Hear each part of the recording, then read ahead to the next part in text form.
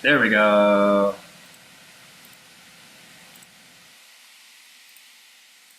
Just click. I'm gonna organize you guys and we'll get to it. Put you in a place. See best. Oh shit. I was supposed to be working on a plan for my kingdom. Oh shit. So what is your what's the first thing they ask? So what is your designs for your kingdom, my liege? You know what? You Can we mean get like a yogurt machine like over here somewhere? you would ask for yogurt. I see it. I see it. This kind of works. I could just do thumbnail style. Sorry, I'm kind of in a new setup. I'm just trying to get it all working right. I need to be able to see me. That's the most important thing. It's the most important thing. Exactly. You Yeah. get it? I could just do speaker, but that sucks. Can't you pan Whatever. yourself? Yes, I can. I mean, I don't have Yeah, to look at anybody except me. exactly. Just kidding. I'm That's what I Gyasi. do. Leave it. Leave it. Okay, let's do this. All right, guys. So, I think last session is fairly easy to demonstrate what happened. You showed up at the giant capital's throne room to face Palos, the king of the giants. And not only was the king of the giants there, but so was the quintessent Dimra, the mother of Ouroboros. She insisted upon the superiority of giant kind, that they should not have to share the earth or fear the gods or any of these things. The gods have had their time. It's giant time now. But Ouroboros said, fuck that. We all gotta work together. And you guys all proceeded to a somewhat difficult battle where Palos, in the moments of great damage, bled more of his own beings into existence. Dimra was difficult to defeat as she could turn into the storm itself, but you guys managed to pull victory forth. Dimra lays unconscious on the ground. A decision was made to keep her alive by Ouroboros, and you were all approached by the various leaders of giant kind that sort of, I guess, would have explained that they did serve under Apollyon, and then after Apollyon's fall, did serve under Palos, and then when Dimra arrived, they expected to rule under her. But each one representing the best of giant kind. 5 leaders who have come and offered their various opinions on how best to deal with the Amazons and the giants going forward. And Ouroboros, you sit upon the broken throne of Palos, thunderbolts in hand. I will say, Ouroboros, it isn't quite as magnificent as what you've seen Zeus wield, but nonetheless, it's there. It is also worth noting that Silenos did die, trying to possess the bolt of Zeus. The power was too much for even his divine blood to handle, and he exploded. The party was able to bring him back, and that is where we ended the session. Oh, also, Katara's lost her fucking mind. I mean, more than usual. And you guys just kind of have her in a straitjacket, is what we'll say. That was kind of her role in the party for the session. But what would you guys like to? What would you like to do?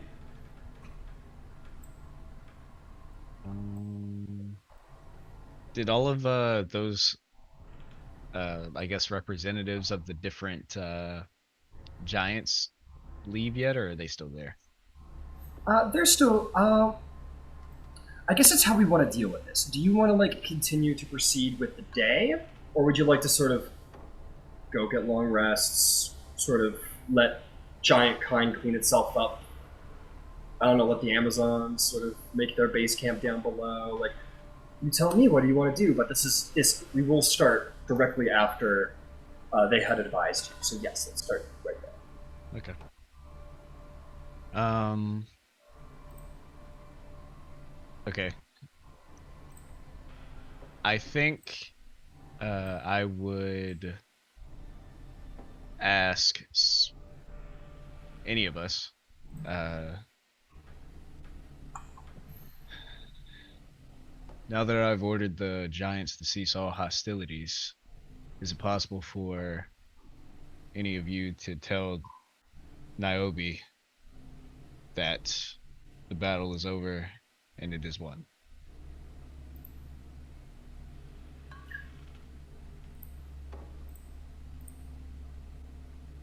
I've got some. I'm very persuasive to her right now. Yep, What does that mean? we know what it means. Um, all right. Yeah, if you could tell her that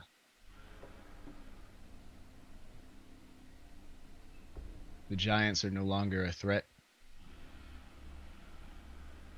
um, to call off the offensive and I don't know, put some of your Thalia magic on it. I don't know. Yeah. Um, should I do ascending or I'll put that down there? Um,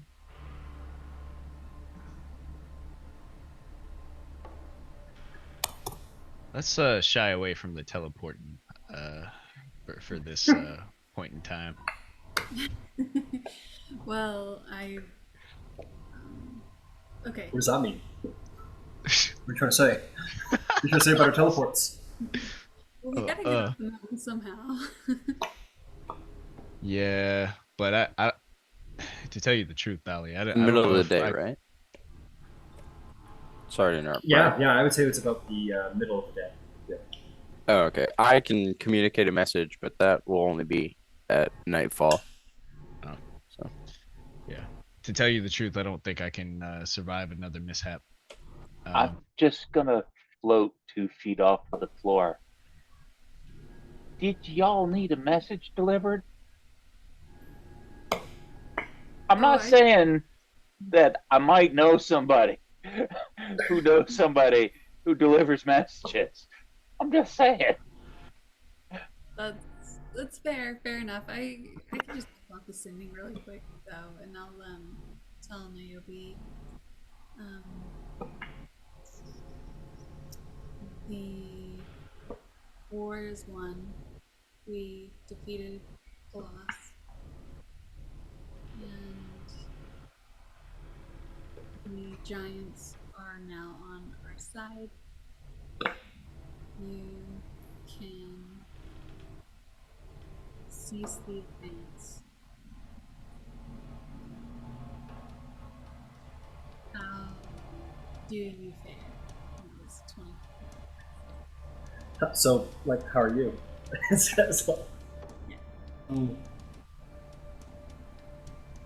there is a pause, and in that pause, with your great insight, Thalia, you know that perhaps on the other end of the sending, Niobe's like deciding if she wants to end the offense, basically. It's clearly very clear from insight, passive insight. Um,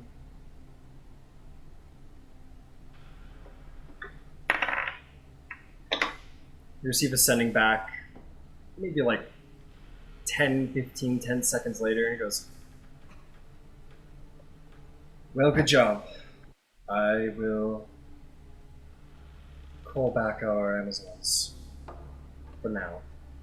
So long as these giants don't try anything. Okay. I'll tell Ouroboros that well, the Amazons are called off, but it's a very long leash. I get the sense that the giants make the wrong move, then they'll be slaughtered once again. I just want to point out this is how Ouroboros is sitting in his throne right now. He's got a Very whole new personality. hmm. see. Well, I don't want you to have to send another sending to her, but they will not act unless I give the word. They are nothing if not loyal. And you shouldn't have any issues. But a couple of your giants did say last week, or well, sorry, last session. Sorry, a couple of them did say that they wanted to fight the Amazon still. I'll flat earth this con.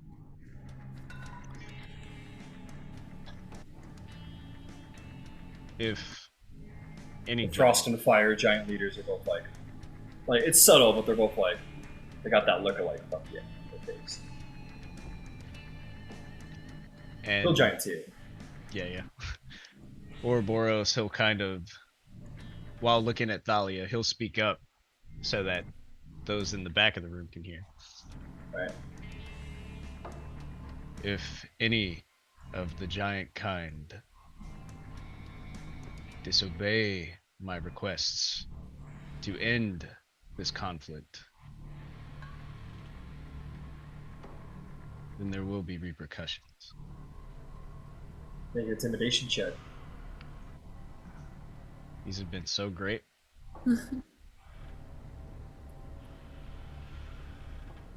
Followed by another one. Sorry, half a second.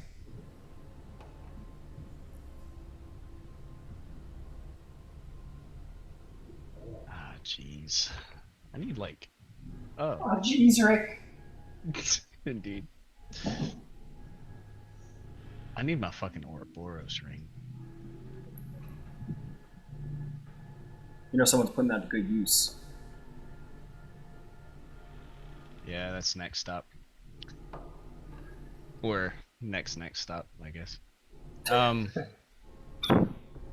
rolled a 9 on the intimidation. A 9. Yeah. It didn't. Yeah. Well, what's your passive insight, Ouroboros? Can I help because they said the Amazons will slaughter them if they don't behave? Sure. I don't. Sure. Sure. Thank that you fits. for your kindness and What's your wisdom. passive insight though, Ouroboros? Just so I know it. 18. Oh, okay. Never mind. You're pretty good. Pretty good though.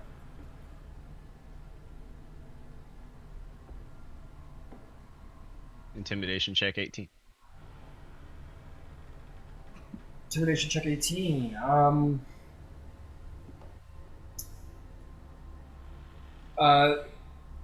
You get the sense that like, well, the cloud giant woman is very hard to read because she wears this sort of golden mask, and that's perhaps by design, but she's difficult to read. The hill giant looks just generally grumpy, like a small child. It's just kind of very visibly just grumpy. The fire giant and the frost giant both seem to just like have an appearance of individuals who are stifling rage. I understand. Stone giant seems fairly mute of emotion, is sort of uninterested in the conflict.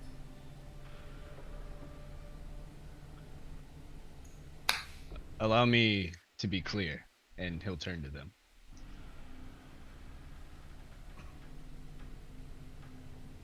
I do not mean to end these hostilities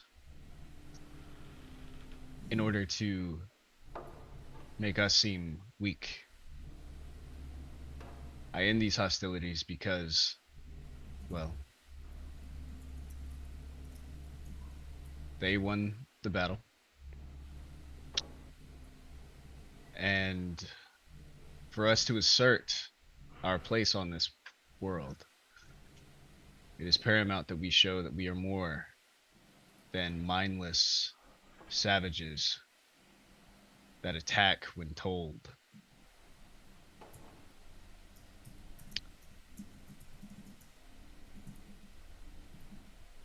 Things will be better for all of you. That I can assure you.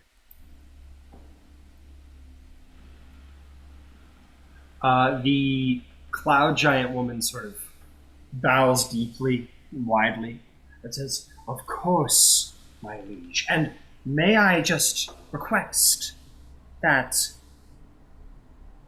tomorrow we might have, or perhaps even this evening, have a feast to celebrate and commemorate your crowning.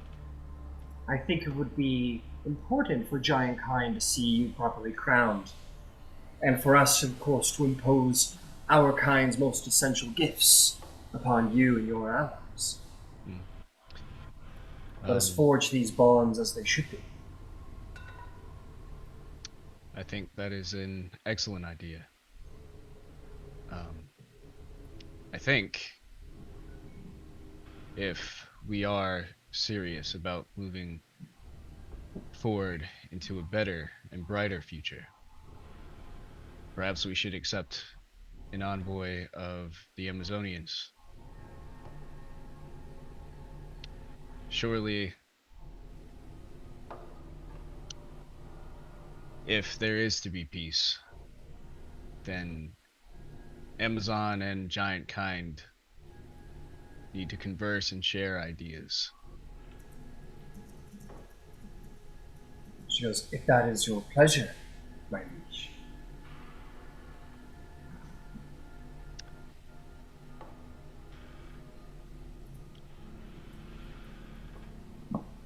Let us do the feast tomorrow evening. And she will turn and say, "Allies, allies, yes. We should prepare at once. Would that not be best?" And Stone Giant nods, and Hill Giant says, he looks pretty happy about the idea of eating. Yeah,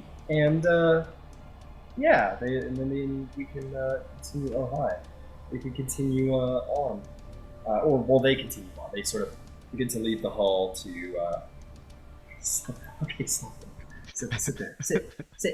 Sit. Good boy. Yeah, they will sort of begin to proceed out of the hall to begin making preparations and seeing to the dead, wounded, and retrieving this envoy. Very well. All right. And when they're out of the room, I'll look to the party and I'll say, I am not fully confident that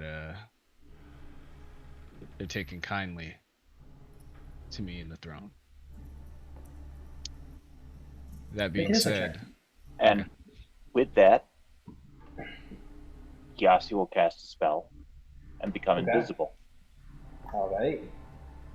And I will say, I will go find who it is. And I will leave. 27 insight. 27 insight. You get the sense that the biggest threats to you in this moment, it's difficult.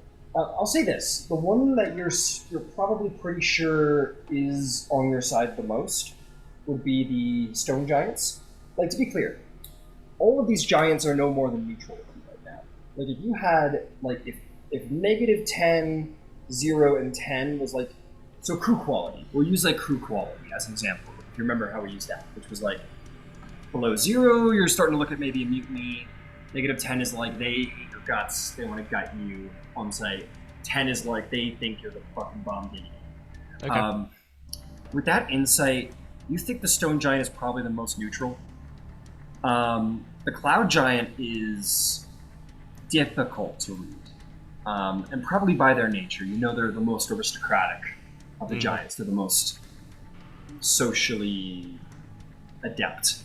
The hill giants are fucking stupid. You don't know how it feels about you, probably because it doesn't know how it feels about you yet.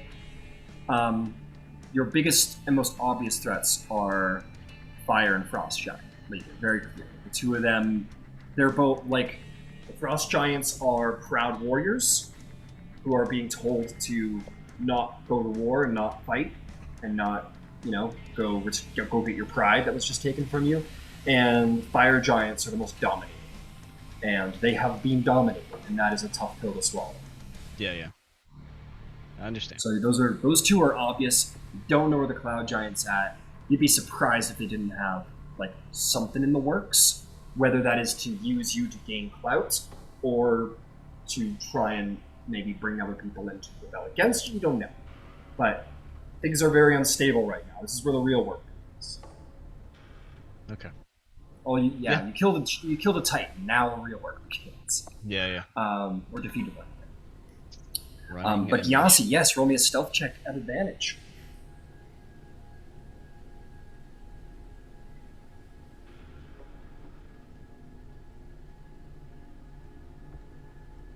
Uh, 35.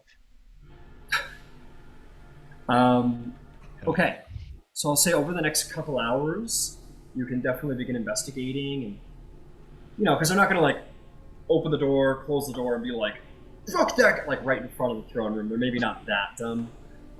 So why don't you make me an investigation check to sort of listen around, follow around, see what you can learn.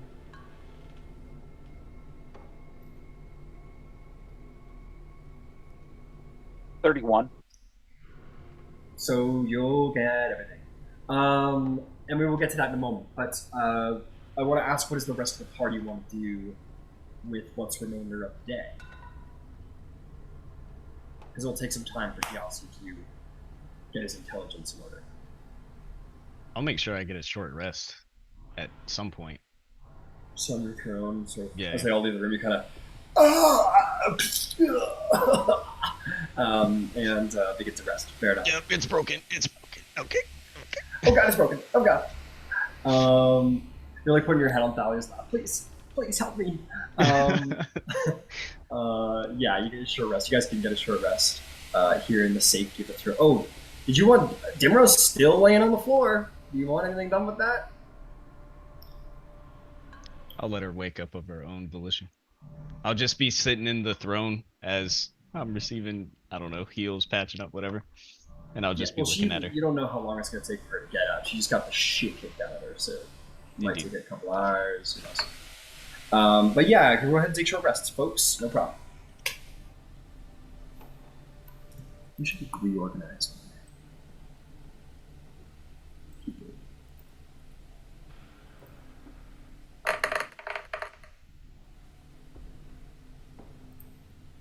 Let's do a thumbnail.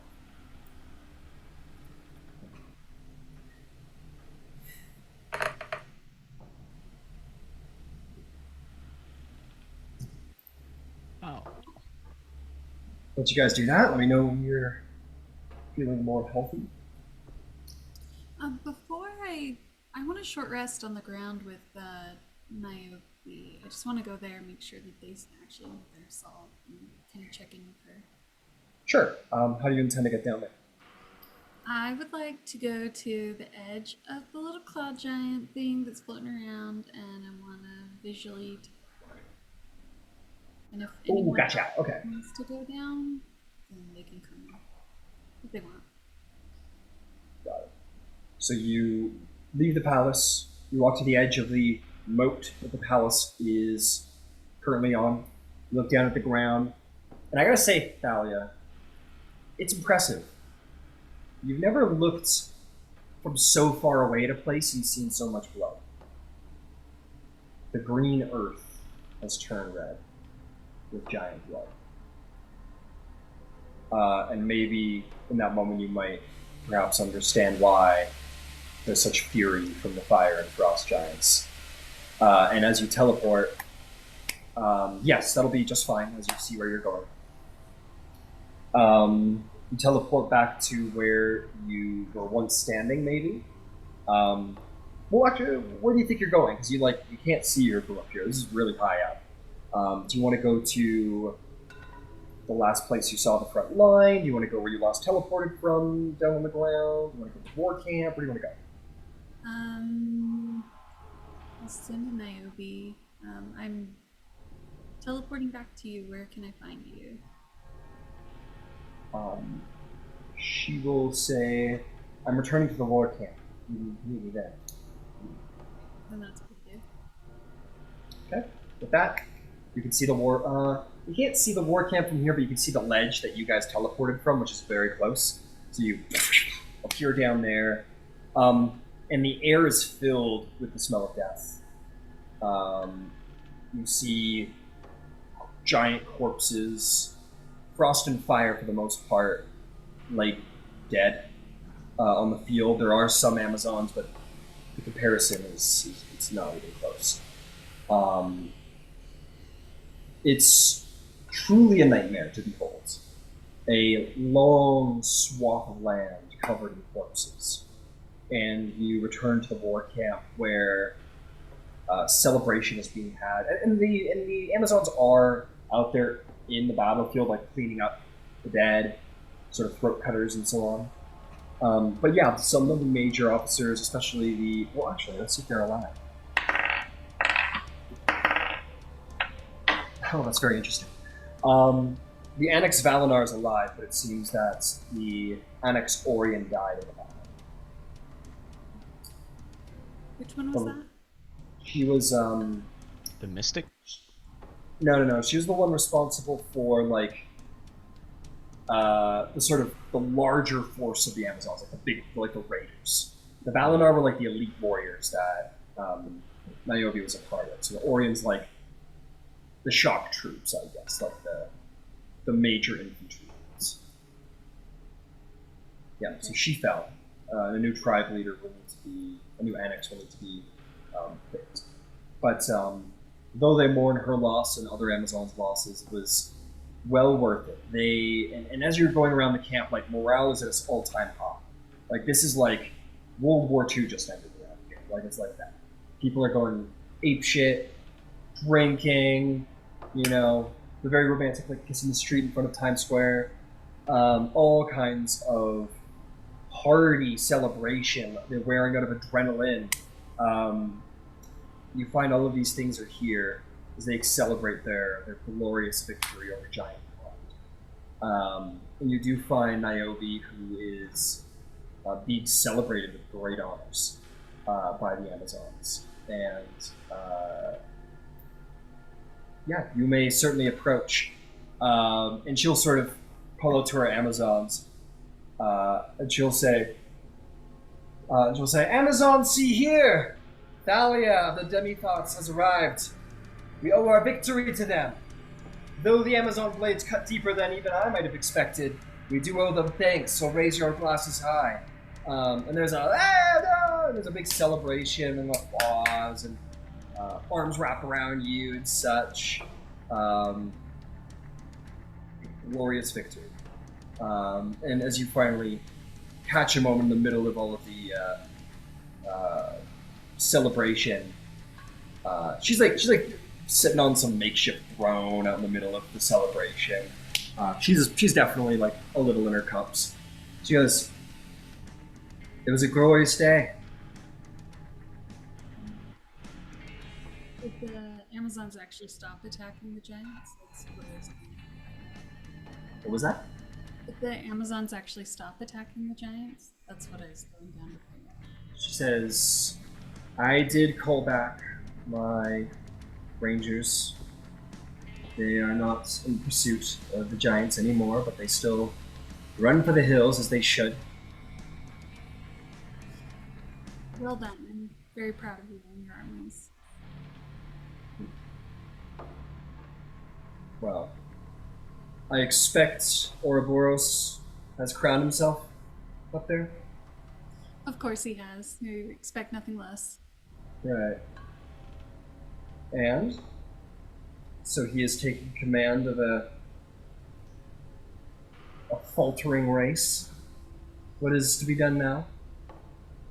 Well, we draw the eye of Kronos, so we need to see how much time has passed if we in the time warp. So the work isn't over yet.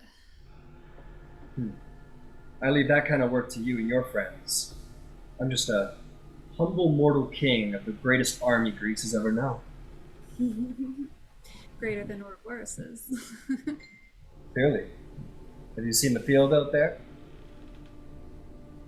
Runs red with your victory. Damn right.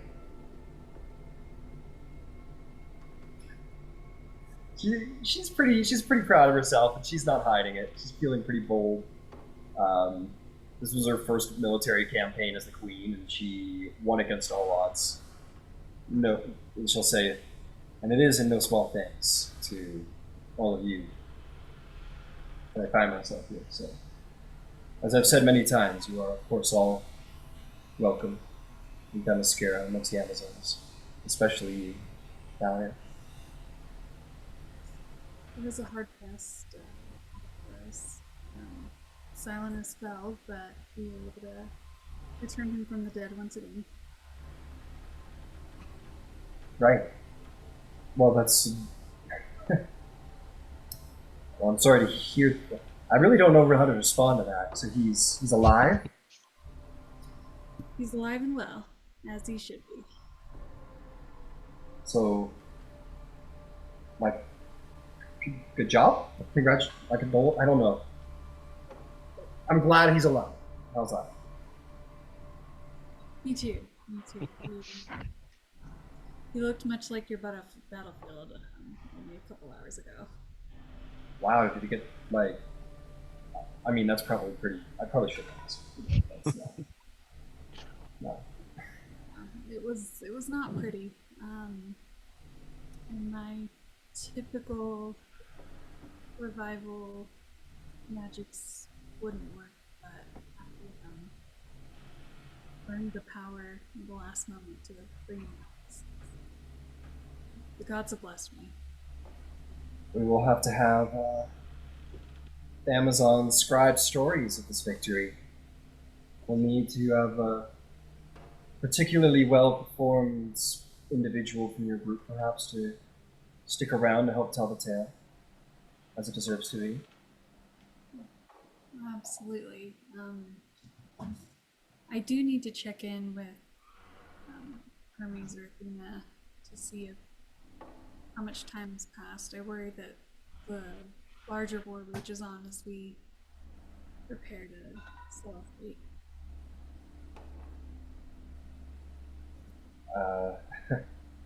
Well, that's all. Absolutely. That's like I said. That is. I think you all have ascended beyond my level of being able to comprehend how this war works. I've done my part, I think.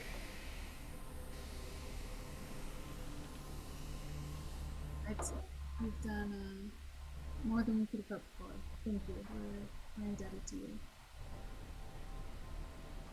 Are you? Of course. Or is that just fancy words?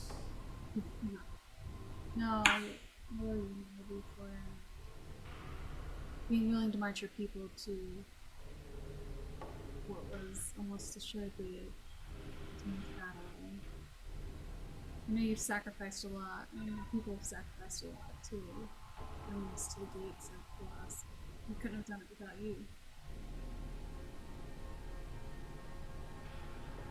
If you feel you owe me, then you should stay.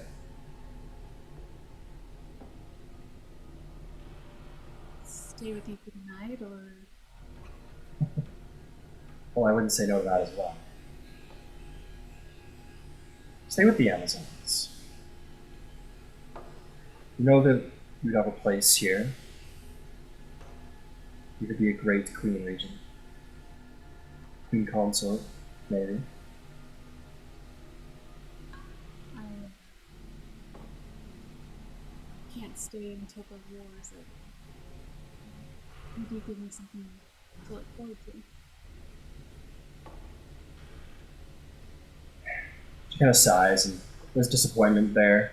You get the sense that that was that felt projecting to her in a way. Maybe she had hopes that you would stay. But she kind of, yeah, go ahead. You should know better than most how hard it is to leave a war behind, one that comes to you. I know. You're right. Well, I'll have to be patient for you then.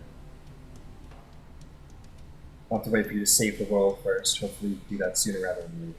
It's not too much to ask. It goes quickly as well, but Colossus plays with time, and I fear that he will continue to board us with his magic. Well, we elves live for quite a while. Time isn't so cruel. What am I saying? Time's merciless, so show it no mercy, so you can come back.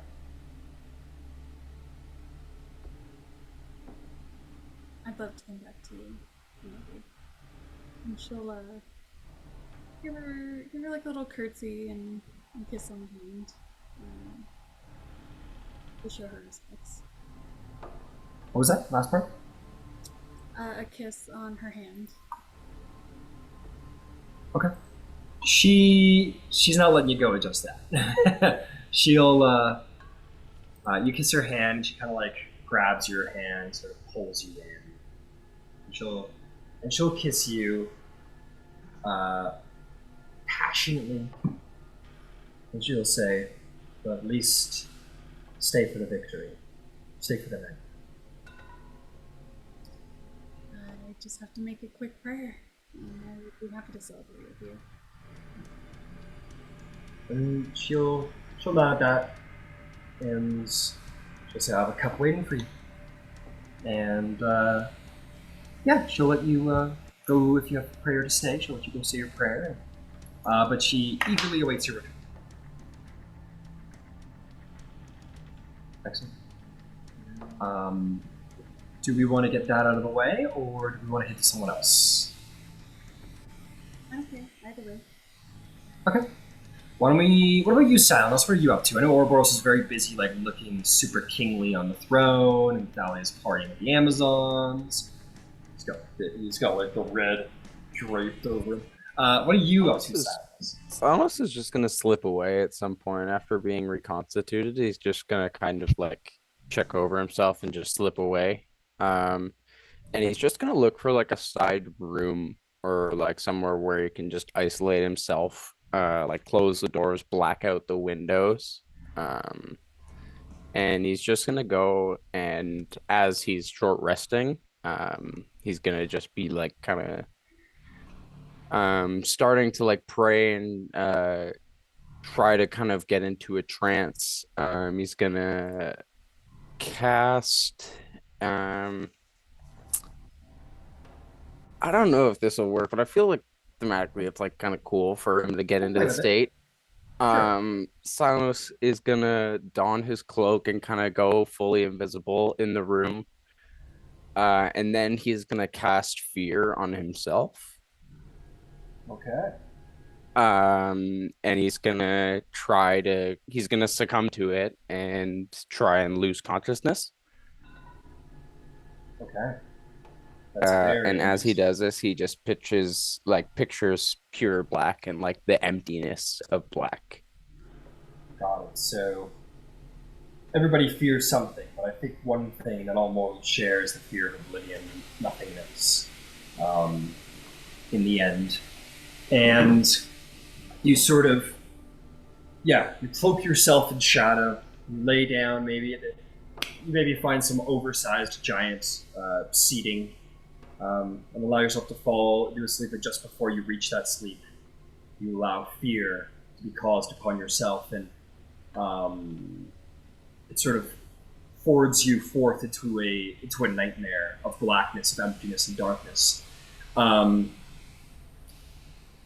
You find yourself well in that space, and your fear, your nightmare, is that you are somehow. The fear is that you are indeed as Nyx is. You are one with her. You are not Silenos and Nyx. You are one and the same. You are more than just the shroud surrounding you in blackness. You are more than just someone who utilizes it. You are darkness itself, and you are the existence of absence, if that could possibly be. And it is existentially terrifying. What happens next? What do you want to Yeah, have next? I think Silenos is just kind of imagining kind of like the harsh realities of the power of Greece, the emptiness of the vast sea, and how you can feel like you're alone in a storm. Uh, the pitch darkness of Zeus and his clouds, and as he can cast betrayal in the side of love, and just all these dark sides beside the powers of Greece and how it affects. Um, Absolutely. and he's just gonna think about it, and he's just gonna try and reach out, and he's just gonna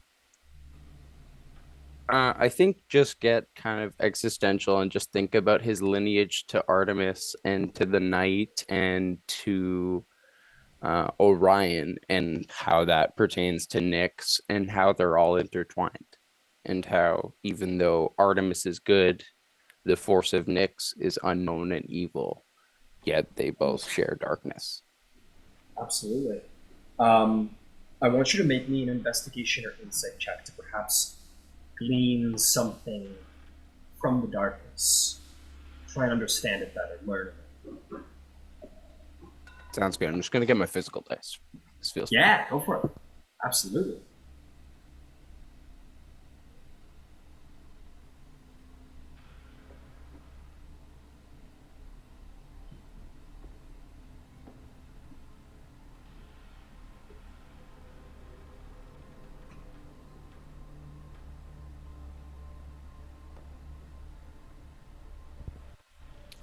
That's gonna be a 13. I'm gonna use my inspiration on that. Yeah, go for it. I'll tell you what. Hold on to your inspiration. I'll give you advantage because you're. Yeah, you check the boxes in my opinion.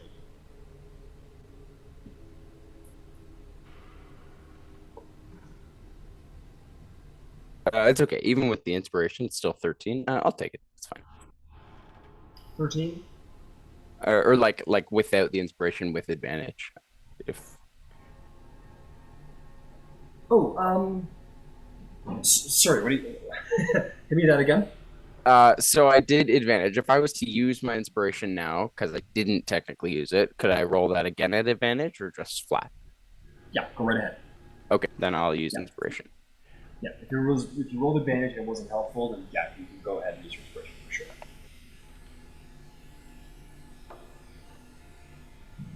Insight is Literally one better, a 14. That's okay.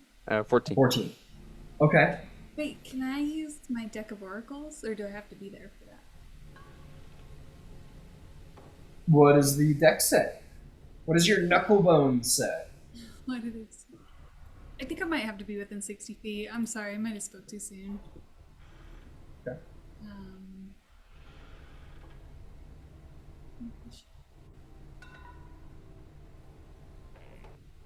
oh yeah, sorry, my bad. Never mind. No, it's all good.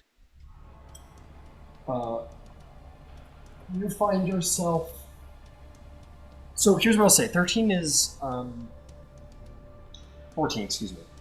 Well, first off, you feel the dread. You feel the absence of darkness, and in this moment, like you understand two things about darkness and why it is feared. One is that people fear what they don't understand. If they don't see something coming, if they don't know what it is, if it doesn't exist in their mind, if they don't comprehend it, that is terrifying because you don't know how to defend yourself. You don't know how to deal with it. The second is that it is the existence of absence, and nobody wants to be insignificant. But darkness, absence, that makes one insignificant, and that is perhaps why you find yourself in such deep fear right now. But I will say this: as you are exiting that, and you kind of feel this fear and knows these things that perhaps you already knew. The one thing that you are certain of that is new is that there is something significant to be learned here. What you're doing, trying to comprehend darkness and how it pertains to the domains of the gods, there is something important there to be learned. You just didn't Yeah. figure it out this time.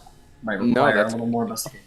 yeah, he'll just keep pondering that, and I don't know if there's like any library type situation in here if I could look around, but I would look for some knowledge just in the coming days on um, primordial and Nyx and that kind of. Yeah, absolutely. It's hard. The upside is it'll be really easy to read. It'll be in really large print. Like, oh, in the beginning, there was a man. But yeah. So we'll say that you hit your short rest for a while, and you'll sort of wake up when Gyasi returns, which I'll throw out now. Um, uh, Gyasi, did you take a short rest, or did you just go investigate?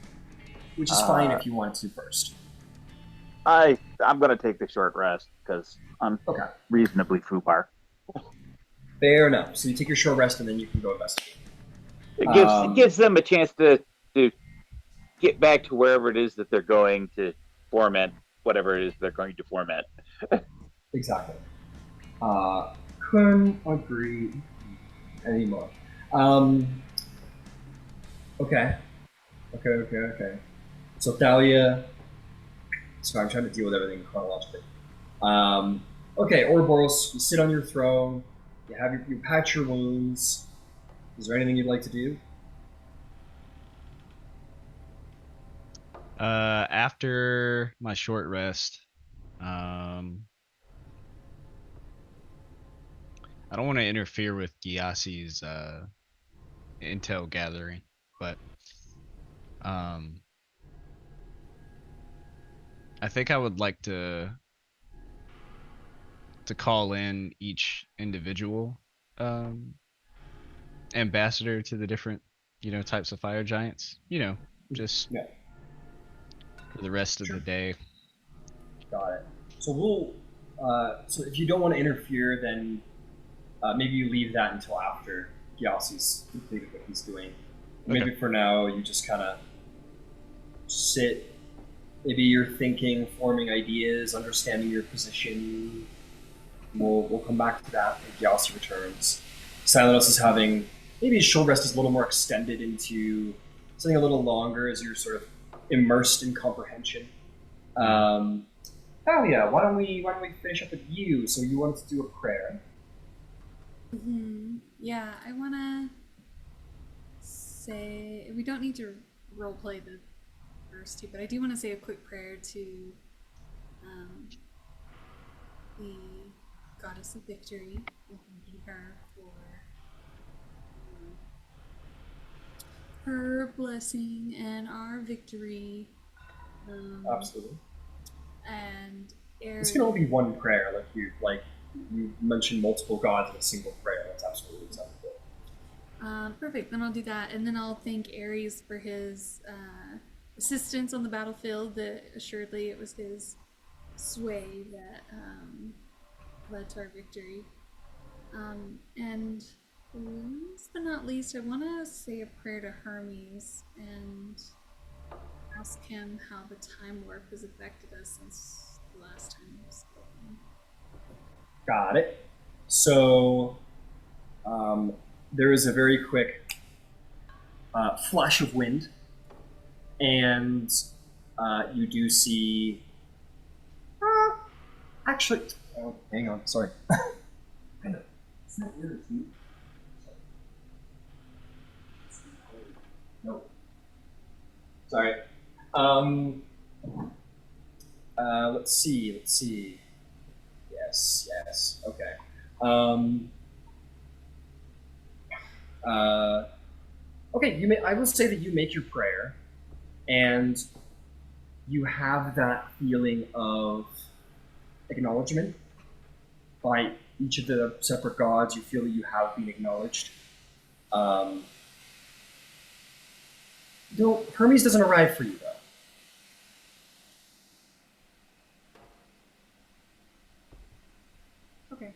I take that to mean shit's not going south yet.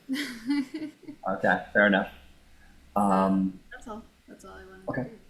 You return to the Amazons and join in the celebrations? Yeah. Yeah, I guess so. Okay, fair enough. If I must. So, Gyasi, at the end of your long or short rest, before you begin your investigation, you will be visited by things.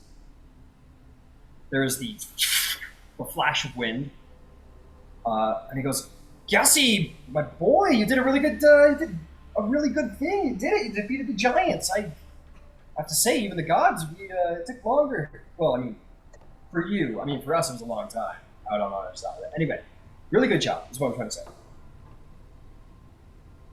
Thank you. So I wanted to give you a little something, and I want to give you more than just a little something. I want to give you a little news about what's going on. I heard that you guys had succeeded here, and I figured that I should address my son if I was to tell him the news. So first things first, where is it? And he is going to produce for you a rod. This rod isn't dissimilar than what he wields. It is a long length of steel, and it has a single serpent with wings behind its head affixed to it. He says, "I wanted to give you this. I felt, as the son of the messenger god, maybe you might want to be a little more connected to the mortal realm. So this will, I had to fix this up. It should give you the ability to send. It should give you the ability to send pretty much indefinitely. No attunement required. So long as whoever's hand it remains in should be able to send as much as they please." Oh, that would be fantastically useful. Yeah. I figured it was time. I get a lot of messages from that Thalia girl, and I feel them in the airwaves, and I'll be damned if my son isn't the sender. So, wanted to give you that. I also wanted to give you a little update. So, since last we talked, I think it's been about. It seems to be like a week to a day ratio, essentially, and it's been about 2 more weeks since last we talked, all of us. But you guys have done a very good job, and now you can return. I know Athena's really eager to see you all, and I'll be very happy to give her the news of your victory. That would be, well, sir. We need to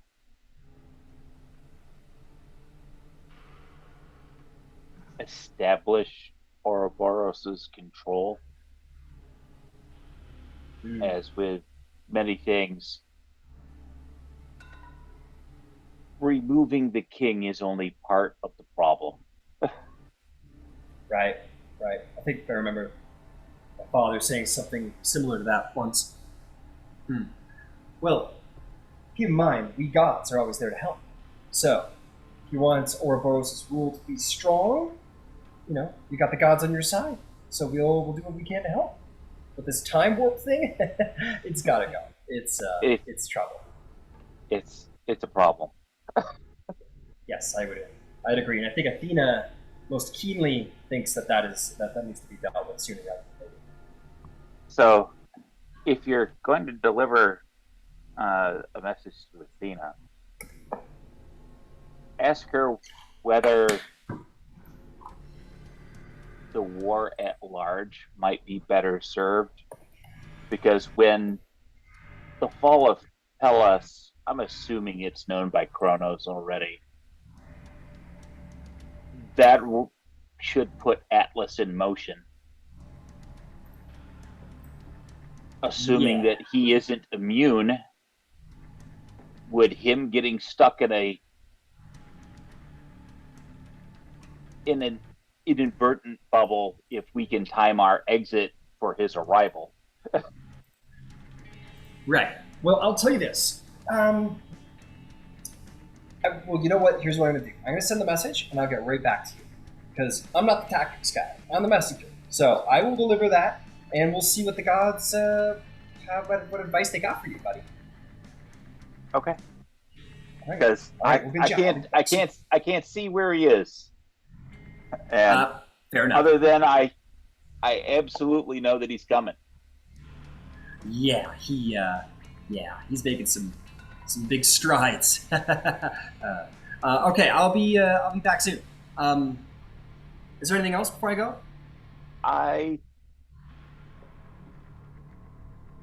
It's been an honor to be in your service, and when the time comes,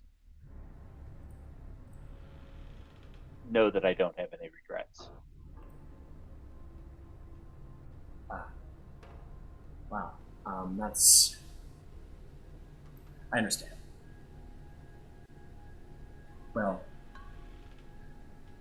we talked once about your fate, about Sailor, or. I know. Okay. There was no out, only through. Well, that is a fair way of putting it. And I gotta disagree. I mean, there was an out, but that wasn't a choice for you. And I think that speaks well of you. Not when there was families in play. I mean, not just mine, and there was so many people. It wasn't a choice.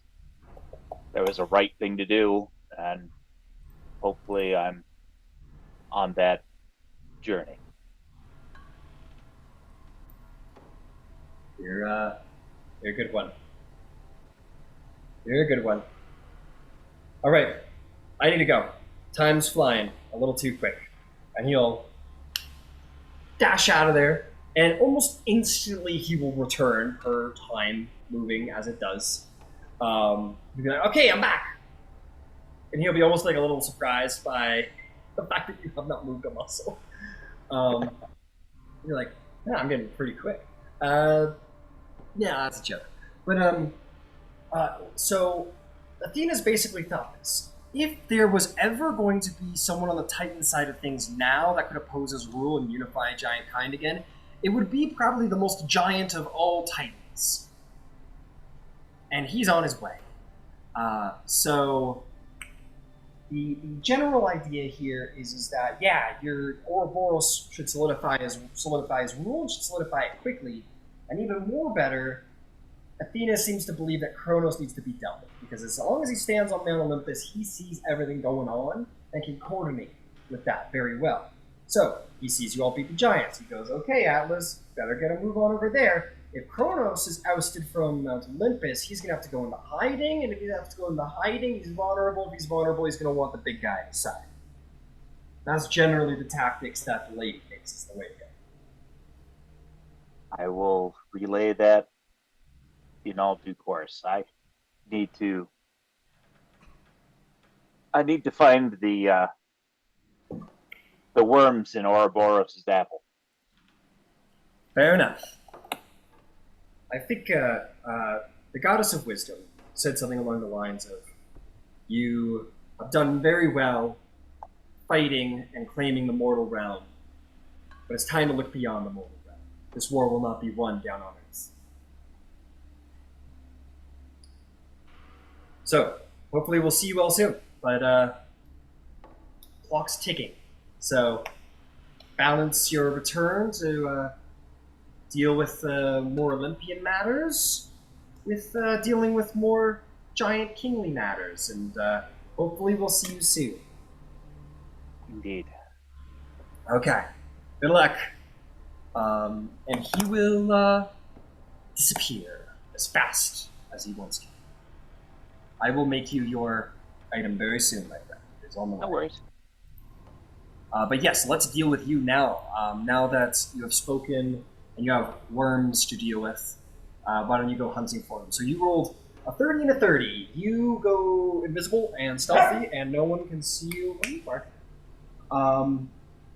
and you go hunting around, and you are going to learn a couple things. The first of which is that the leader of the Stone Giants, who is referred to as the Rock Speaker, has generally kind of like just returned to his own people and seems to have just kind of accepted that this is now the way of things and is interested in other matters, which seem to be the rebuilding of Giant Company. Rebuilding their keep, rebuilding their castle, rebuilding has immediately gone to that interest. The Cloud Giant leader, who seems to be referred to as the Destiny Gambler, she has sort of returned to the Cloud Giants, and you maybe follow her around for a little bit and try and learn what she has to say, but for the time being, even to the surprise... Oh, hang on, sorry. Even to the surprise of the other Cloud Giants, she is very much on board with what's going on right now, and is just preparing to crown a new king. And she seems strangely enthusiastic about that, even by the other Cloud Giant standards. So what you'd get out of that is that she seems to be on board with Ouroboros, but her own people are very surprised at it, though they seem to trust her judgment in this. They're like, okay, this is really like, I mean, we'll do what you think is best, but okay. That's kind of the idea around her. Okay. What's probably the most interesting is, basically the Frost and Fire Giants and the Hill Giant leaders go and learn of the casualties. The Hill Giant leader doesn't go look for casualties. She doesn't care. She's kind of stupid. She just kind of goes wandering around. I think she's actually more excited about the feast than anything. Very short-sighted. But the Fire Giant leader, who is known as the Forge Caller, and the Frost Giant leader, who is known as the Ice Shaper, keep hearing of the losses and whatever, and they get really frustrated. The two of them meet, the Forge Caller and the Ice Shaper. They sort of meet, and there's almost like a quiet acknowledgement amongst them, and they go and find the Hill Giant leader, who is referred to as the Avalancher. I believe. Yeah, the Avalancher. And they sort of take the Avalancher aside, and you definitely spy on this conversation. But both the Ice Shaper and the Forge Caller, like, I could play out the conversation where you hear me make 3 different voices, but in essence what happens, which, for the sake of not being too confusing, hopefully, essentially the Forge Caller and the Ice Shaper are very much into the idea of open rebellion. The Forge Caller brings about the knowledge that they have a very large mass of forces of fire giants that were sent to go basically just destroy the Asian Minor, and we're headed to go defeat the Amazons in the south. And basically the Forge Caller and the Ice Shaper want to take what forces are left of Fire and Frost Giant kind and go find those reinforcements in return to retake the place. But they want the Avalancher's help because there is a significant force of Hill Giants making their way across Thrace. So the idea is that the Ice Shaper will go to Constantinople, rally the Frost Giants there. That Forge Caller go rally his troops in the south, across the Asian Minor.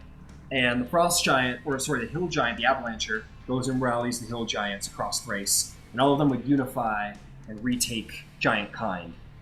There is sort of an acknowledgement that the Ordning is destroyed, now that Palos is gone. So they kind of promise the Avalanche, like, oh, if you help us, we will make you king of the Giants. We will make you the best of us. And we will follow your orders and you can be king. And the Avalanche's like, yay, okay, sure, sounds cool. It's sort of her thing. She's very easily convinced, very smooth-brained individual. But the Forge and Fire Giant, like, very clearly have no intention of letting the Avalanche lead. And maybe, should this all play out, there's probably a good chance that the Forge Caller and the Ice Shaper would have Frost and Fire Giants, like, clash in an epic battle for the new king. But there's clearly already in the works idea of rebellion, and Frost Hill and Fire are pretty into it. Certainly not going to go down soon. That's not true. You don't really gather when it's going to go down. They don't seem to really know yet, but the three of them have formed an alliance, and they intend to make good on it. But they seem to be dodging the Destiny Gambler. They seem to distrust her because of her wily ways. They don't really know where she's at. Fair enough. Yeah. One thinks that there's a good chance she might go report this rebellion to Ouroboros to get extra clout and gain his trust. One thinks, we should trust the Destiny Gambler. She's a giant, we're giants, we should trust her.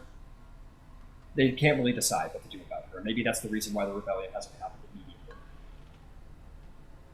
Fair enough. And that is what you learn, sir. That's the information to go back to the man who would be king. Fair enough. Ouroboros and Silenos can be present as well for this little conversation.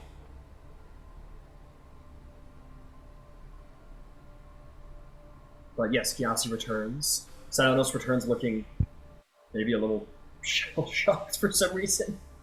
A little wily-eyed. But yeah, you three can converse. So, tell me what you've learned, and then we fast forward to you telling me all that stuff. Okay. Yeah. Here's the info dump. Blah.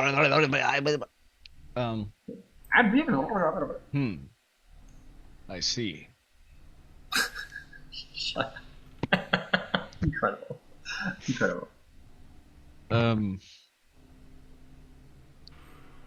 So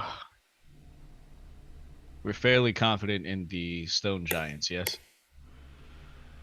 So long as they get something to build and call their own, they will happily tend to that.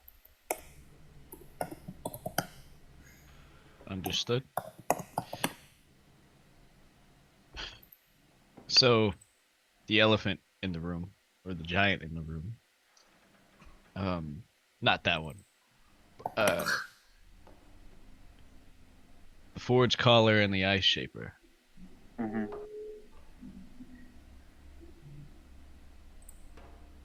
They believe that rebellion is the answer. So long as they can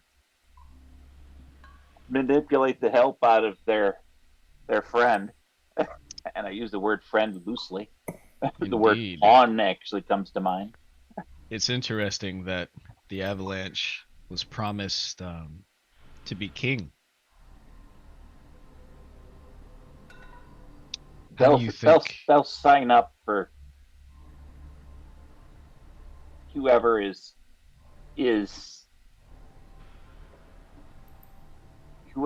making the road easiest and tastiest. Mm-hmm. They are short-sighted in the most myopic way. I find it highly interesting and entertaining to think of what would become of this little alliance if the Avalanche was told of this deception. It would need to be more than told. There would have to be a degree of proof. Indeed. Rod of the Messenger is available for you to add to your inventory, Gyasi, and it is a little better than you just said. Okay.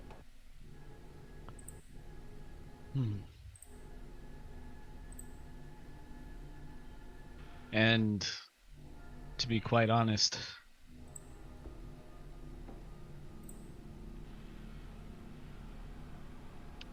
I'm struggling because now that I have proof that two of them are, well, technically three, but not really. Two of them are threatening rebellion. I wonder if I should have them executed.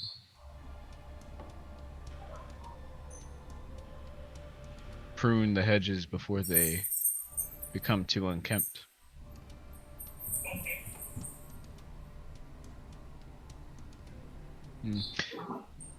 I would say that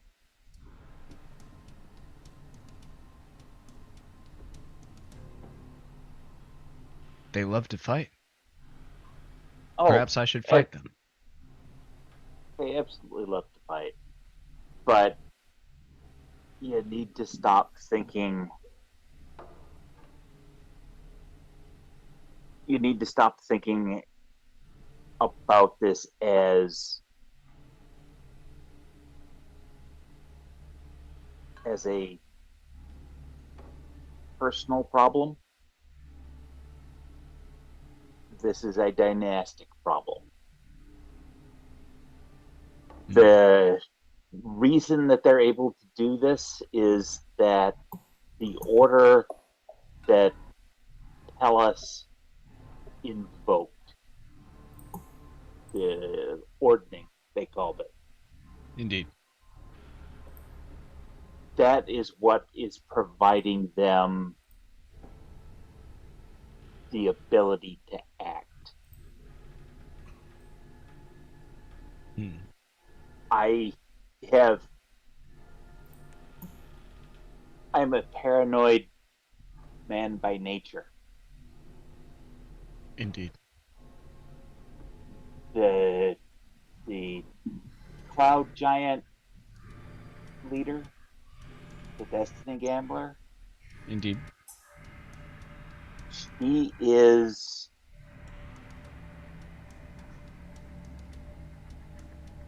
she is gambling on that you can be manipulated. Her people are surprised at her acquiescence. She's definitely a wild card in this Game of Thrones. Ah! Da, Anyway. da, da, da, da. No. Well, and to borrow the turn, I think this is the time to wake Cersei up and take her advice. Wake your mother.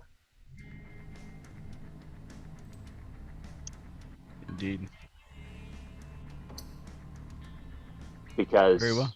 you have now effectively done that to which she alluded. She herself alluded to eventually overthrowing Hellas for a different order. That is true. And you have done it with taking no knee. If she still has that desire, she has probably got the clout to, and perhaps understanding on how the ordning was created, how it was enforced. Perhaps there is something there that can be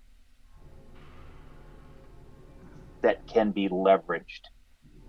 But my father's missive is absolutely spot on in that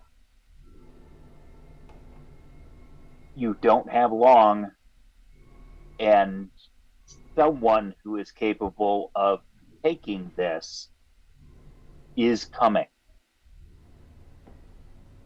And if they will bend a knee to anyone outside of Pellus, it would be Atlas.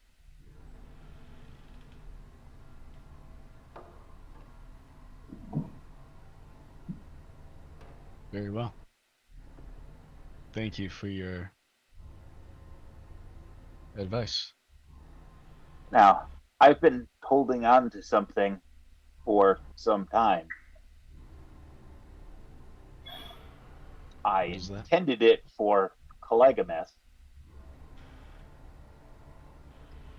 I'm willing to spend it now in your service. What are you referring to? I have enough of sticks to probably kill both of them. You're ordering a feast, they will at least put a token onto it. They're not that observant.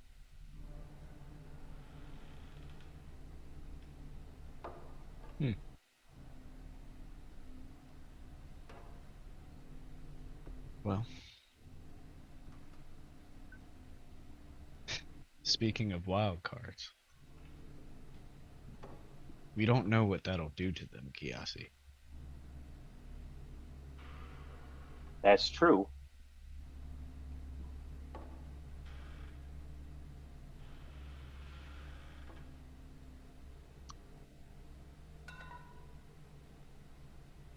Could someone awaken my mother?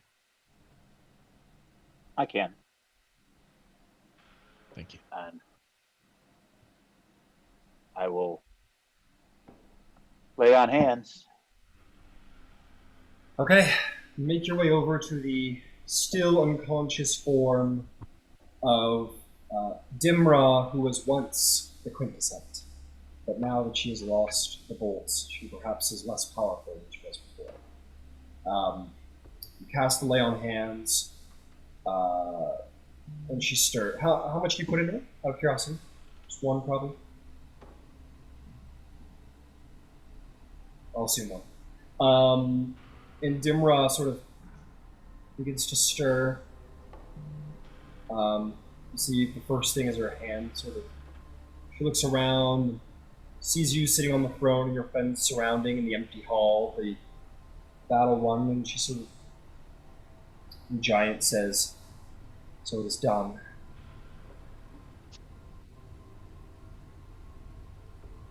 Yes, it is, mother.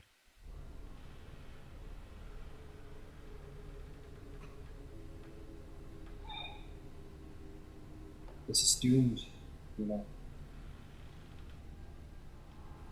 Giant kind. Have I not claimed the throne that you so desperately wanted to put me on? You have.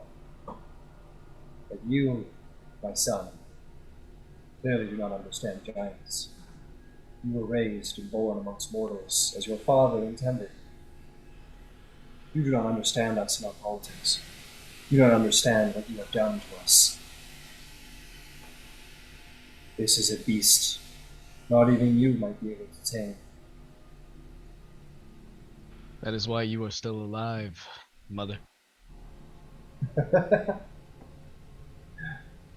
So to be clear, you turn against my plan, my invitation, cast me down, have me defeated and I assume humiliated before the other leaders of giant kind, shall we call them. And now you expect me to help you make your designs possible. You're not helping. Is this what you're getting at? You're not helping me, mother. What you're doing is you're helping our kind find a better way to live in this world. Repair the damage you have caused is what you need to say. Yes, I do mean to repair the damage that I've caused. You know the ordning much better than I. You know these people. And so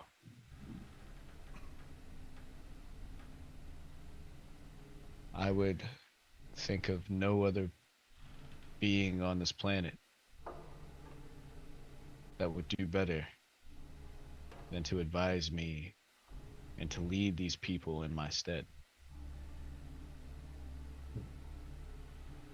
Make a persuasion check. These have not been good. To be a leader does not have words back up. Mm-hmm.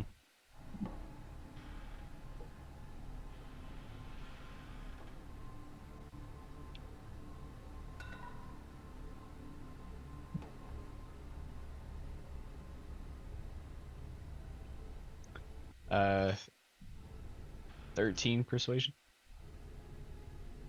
13 persuasion.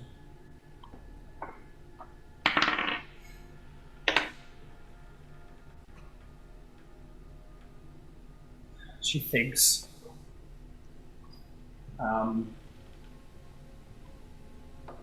She thinks and she says, "You would have me lead as your second."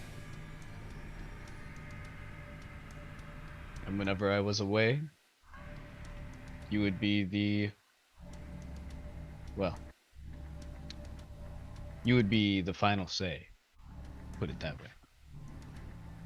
What is stopping me from betraying your designs?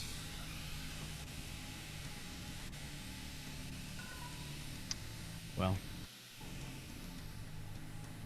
these dynasties,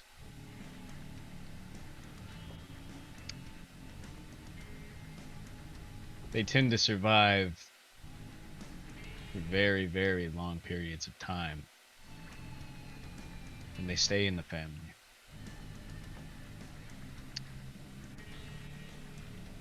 And I think that you and I both want the same thing. We both want to raise our people from their destitute conditions. I just seek coexistence with the world. The giant kind are strong. They have their own arts, their own crafts.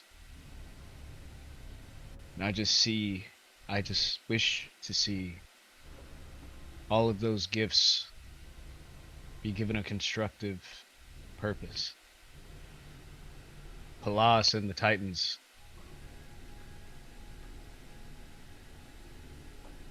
they wish to deconstruct this world. Giant kind will not be safe. I am well aware. There's one thing I am aware is that you Olympians, as you seem to be Olympian, at least in alignment, care only for the destruction of Titans. In that, I could say we're firmly aligned, but as for the fate of giants, that is where we differ. I expect, as you intend to crown yourself, you mean to do so in the name of yours, yes? In the name of you. Do not flatter me with silly words, Paul. You claim to want me as your second, yet you are going to take your throne in my name? Would that not make me your better? You are so beyond this throne. You are not your father, boy.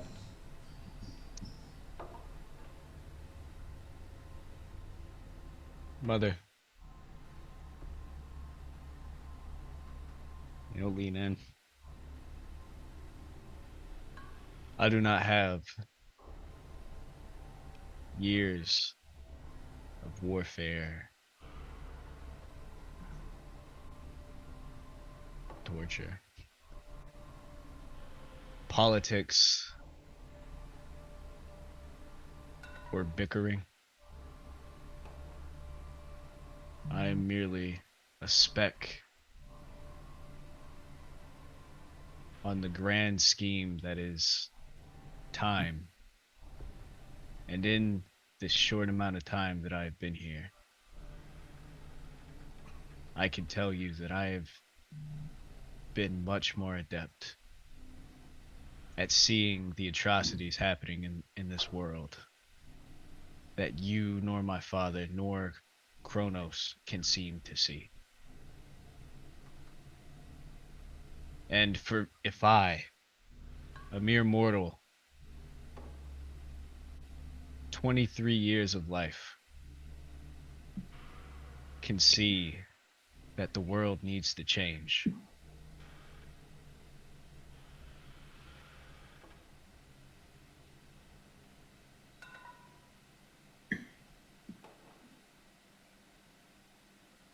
why can't you? Do you look at me and not see someone fighting for change? But, I suppose, for change. To let giants have their time out from under the thumb of Titan and God alike. Is that so cruel a fate? To be free? It is not. But Then the I will make means one does not pact. justify the end. Sorry. No, that's all I was saying. Make a persuasion check. Okay. Or we're trying your convincing something. Thank fucking God. 22? That's it. I see this, yes. Time is not on your side, Ouroboros, nor is it mine, but it is on mine, nor yours. I may not approve of the Titans, but they do pick their favorites to their men. So I will make you this deal, Ouroboros. I will serve as your second, under 3 conditions. First of which is that I will speak my mind to you. I will not descend to you in front of our lessers, but I will do what's within my power to make you see that you are wrong.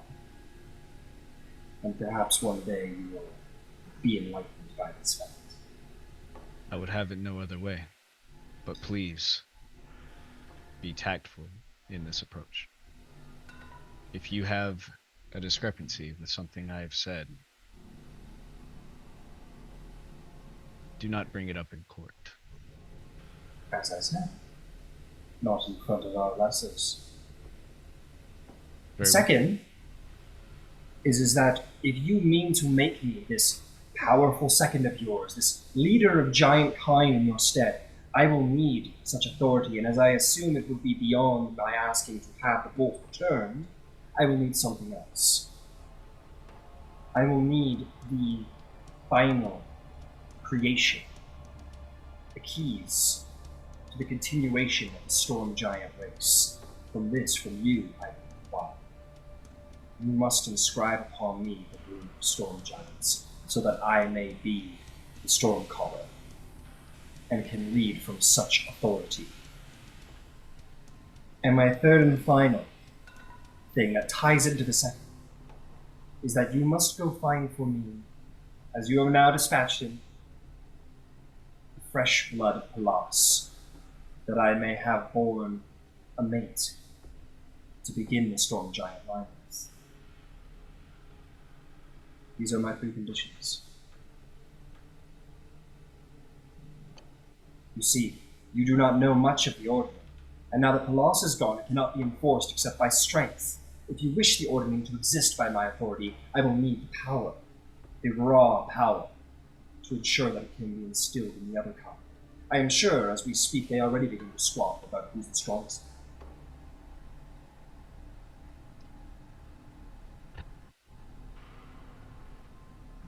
Mother, did you ever tell me what your mission was with the Storm Giants? I want to. It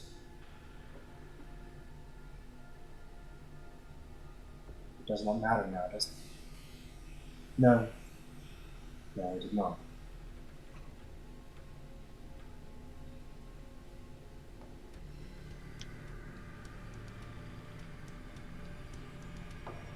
Were you the first?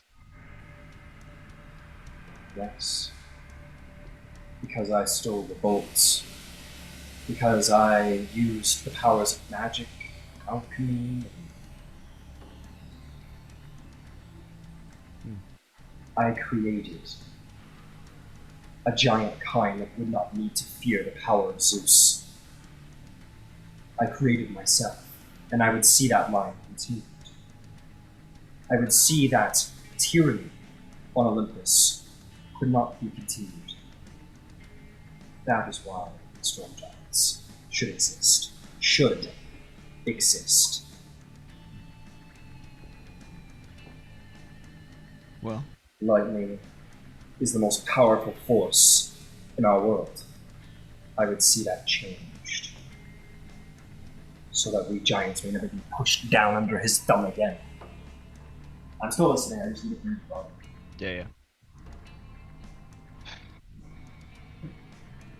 Dimra, I feel that you lack the perspective or the trust to be able to believe that me and the rest of the Demithots are not in a beneficial position to start making these demands. What demands? There's nothing to be demanded, boss. This is only things that you must do. I You can understand. inscribe to me the storm giant name here and now with that bolt in your hand. If you so chose. The measure of tact, that's a thing that shall continue onward. And the blood of Colossus, well, so I understand you have friends in low places. You need no authority. No questions need be made of your audience. They not even need know. Would you go do these things? I know this is a certain. And if you want me, this is my requirements. I am the first storm giant, and I will not be the last. I want you to restore, well, maybe not restore since you're the first, but to instill this new race of storm giants. I see it as a positive way forward for our race.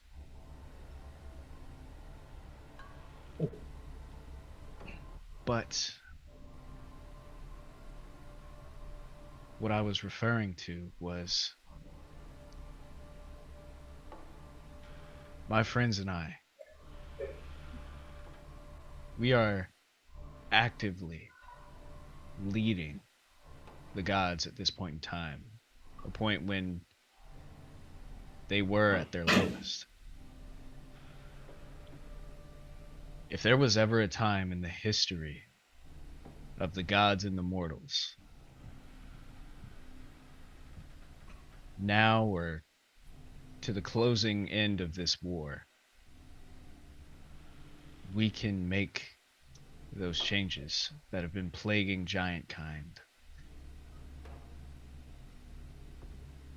We can fix the world without the hate, without the injustice. I just want you and everyone else to see that.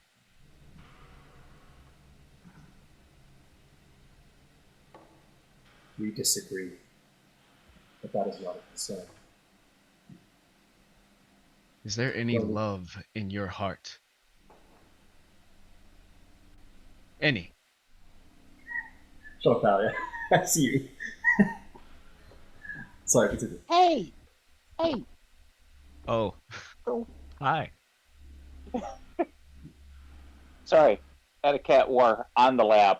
That's not where you want a cat war. Yeah, I guess Oh not. yeah, fully.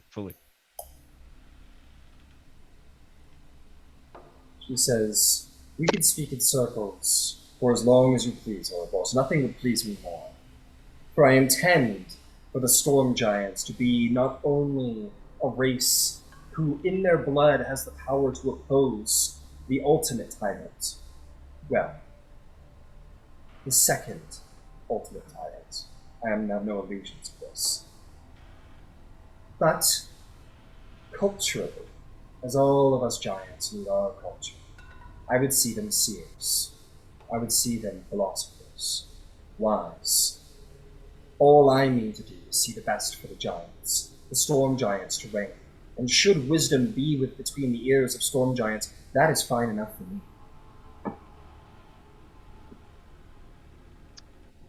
So what will it be, son? Will you meet my demands and have me, the storm caller of your people, or not? And you can be plagued by infighting and misunderstandings of their designs until Atlas comes and steps on you. As I will tell you this, Ouroboros, I have seen his devastation. The loss, what a joke. He is nothing compared to the power of Mars. He is nothing compared to the power of Kronos, let alone combined. So make your decision quickly, because I know time has been slow, and he moves faster now than ever.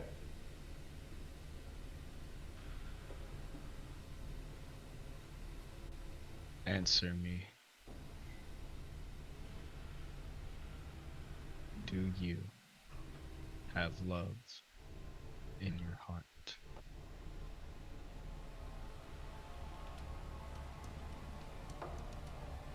That is the question. Answer me.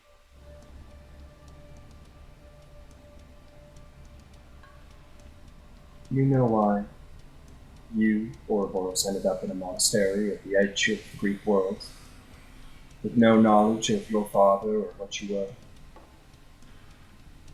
Because I put you there.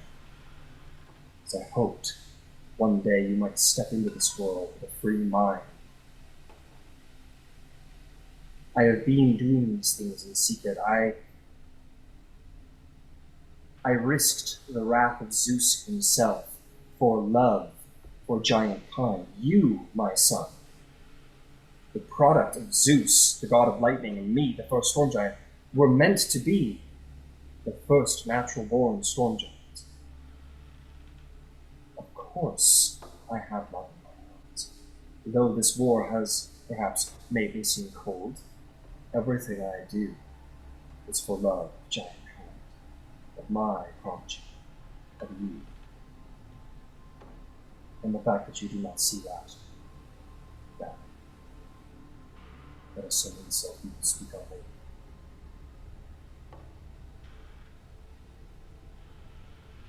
Yes, I accept your terms. Sort of like there's a lot of stuff going on with her. There's like, you know, the way you're like, okay, sure, like I just wanted to answer that. There's a sort of like, she feels like she's been duped a little bit in one way, defeated in another, surprised that you were willing to take her on like this. There's a lot going on there. But she says, then I shall await in these halls your mark. I would warn, you cannot make this mark without court.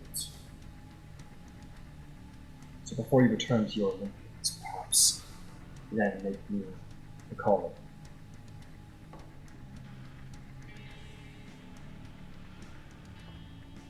Tact is already in place, as we are among lessers. I will confide myself to your rule, King Ouroboros, and you wish to have my work begin in enforcing the ordering without the power of Colossus with force of your magical means.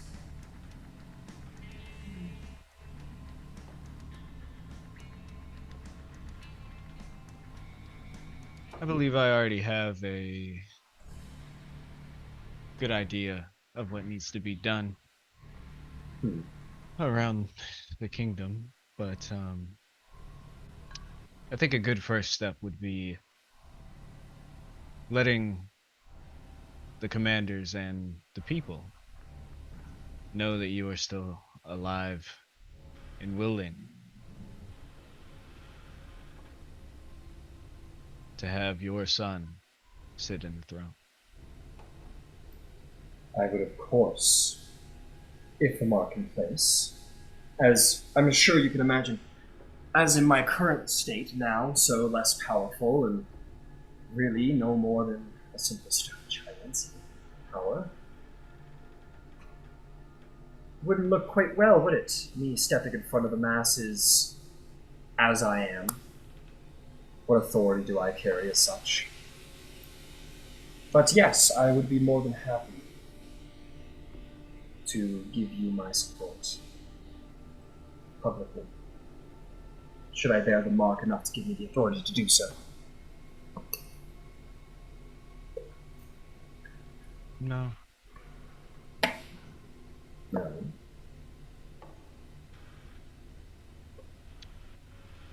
Just show your face.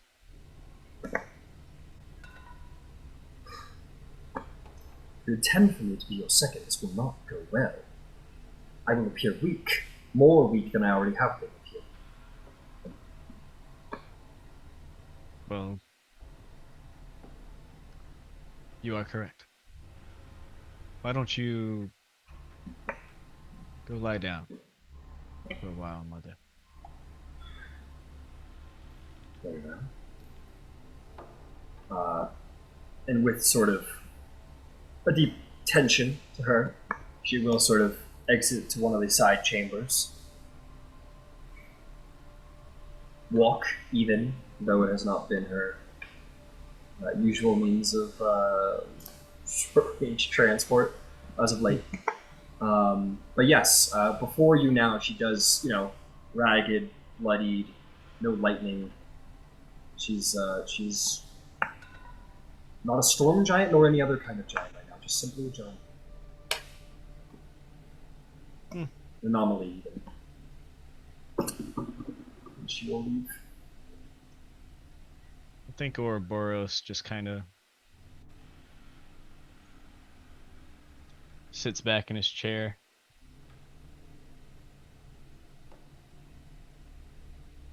And he's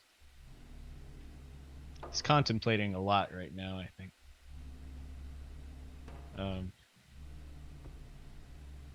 Yeah, he'll stay there for a while until he gets sleepy enough, and then he'll find somewhere to sleep. Okay.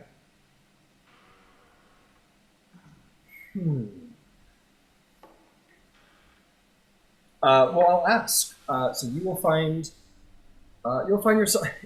It is calm. It would suit you well if you were raging, but the beds here are rather. Actually, now that I think of it, it's interesting. There are many chambers in these halls. There is a feast hall. There is a sort of grand foyer, gardens. There is chambers that belong to the quintessence, indeed. Or actually, they're more like. No, she doesn't have chambers here. Basically, this place has been developed for. This is Palos' place, and Palos is a titan who requires such menial means of things. So there are grand chambers here, but no bedrooms. It's a very mortal concern. There are perhaps garrisons, so to speak, where the guards might sleep. But yeah, you may all find different places like seating. Essentially, there'd be very large chairs and seats and benches, and that will have to serve if you wish to sleep Ouroboros. Silenos, we're gonna come to you, Thalia, down with the Amazons and see what's going on down there. But in the meantime, Gyasi, Silenos, what do you guys have any plans for the evening, or would you head to a long rest as well? And to be clear, I'm pretty sure Gyasi and Silenos were present for that Dimram meeting. You guys would have been present for all of that exchange, yeah.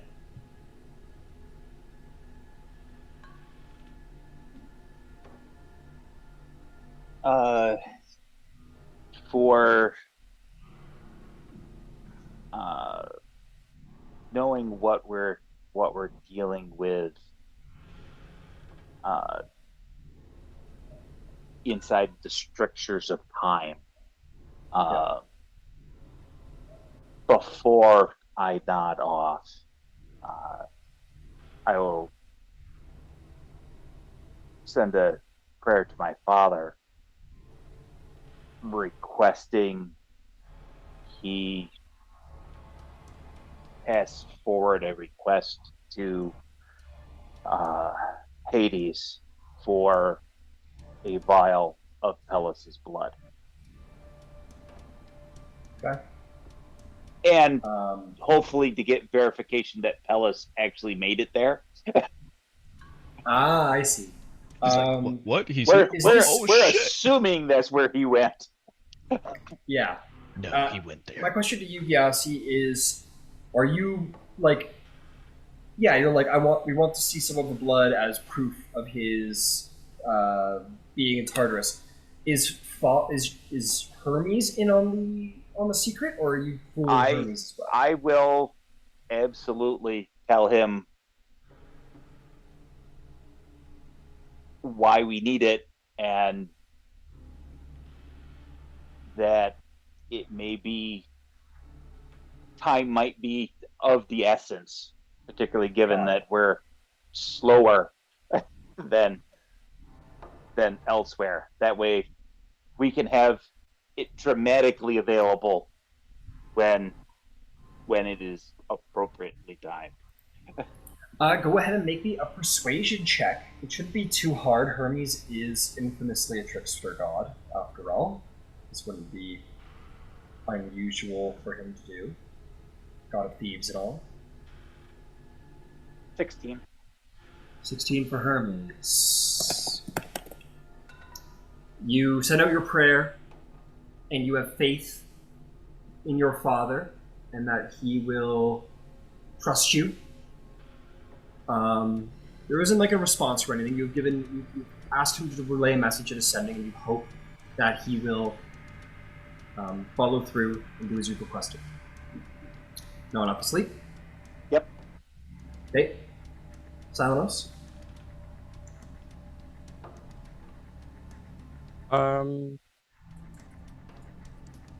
Yeah, I think I'll just find somewhere dark to kind of just find some rest. As I'm asleep, I think in the form of like a prayer to Artemis. I'm just gonna communicate kind of all of these questions I'm having. I'm just gonna verbalize them in like an actual prayer to her. Just asking her about her, the gods' relationship with darkness and with nothingness, and are the gods an antithesis to nothingness because they introduce these things? And yeah, so he'll just ponder these thoughts verbally in a prayer to her and just ask for kind of some clarity. Make me a persuasion check to see if your prayer is enough to convince Artemis to grant you some insight. 13.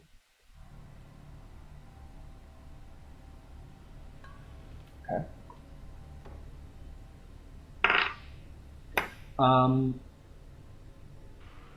As you sleep and you dream, you will be in black, in darkness.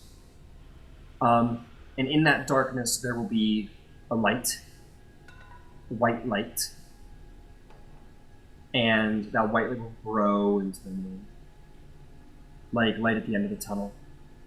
And you will begin to see forming around you from that bright moonlight, from the darkness, you will begin to see the slight illumination of trees.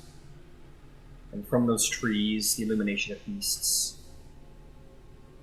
And you'll see those beasts fall. And as those beasts fall, you will see houses of thatch and hay spring up from their fallen state, along with the trees that fall as well.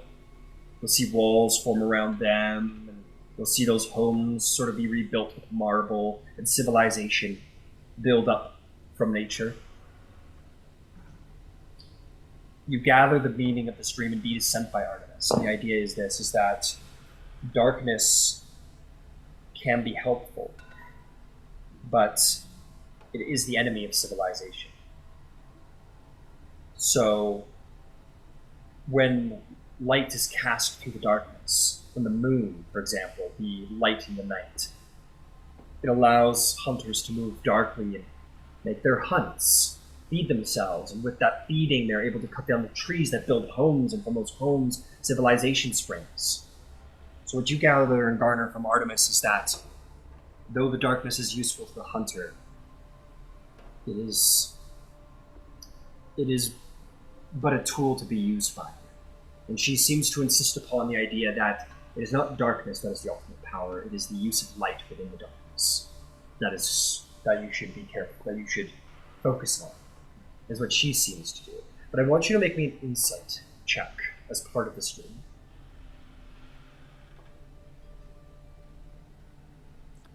It's a 19. 19. There's something. You've prayed to Artemis before about personal quandaries and such, and there has been responses and not responses, but this was a vision. This wasn't even a dream. This was like a thorough dream state vision. There's something almost desperate about the message she sends to you, as if she isn't telling you everything, or she's trying to steer you away from the truth. You know when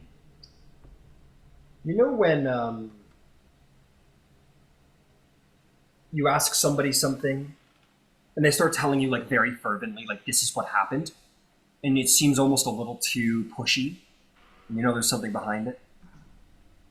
That's how it feels. That's how the dream feels. It feels almost like the light. The light is very important. The darkness is great, but the light is what you should focus on. That's what it feels like. And it's like, okay, why was that so, like, Yeah. forced? Yeah. He kind of has that understanding. And I think with that understanding, he just thinks to himself, and as he falls asleep, he finds himself falling asleep looking up at the stars and the emptiness and the void, as opposed to the light in that dark that's kind of showing you what it wants you to see. Very interesting. I want you to make, as you look up at the night sky and you look past the sparkling lights, the illusions, maybe, of the stars and the moon, I want you to make me either an insight or investigation check to see if you can glean some wisdom.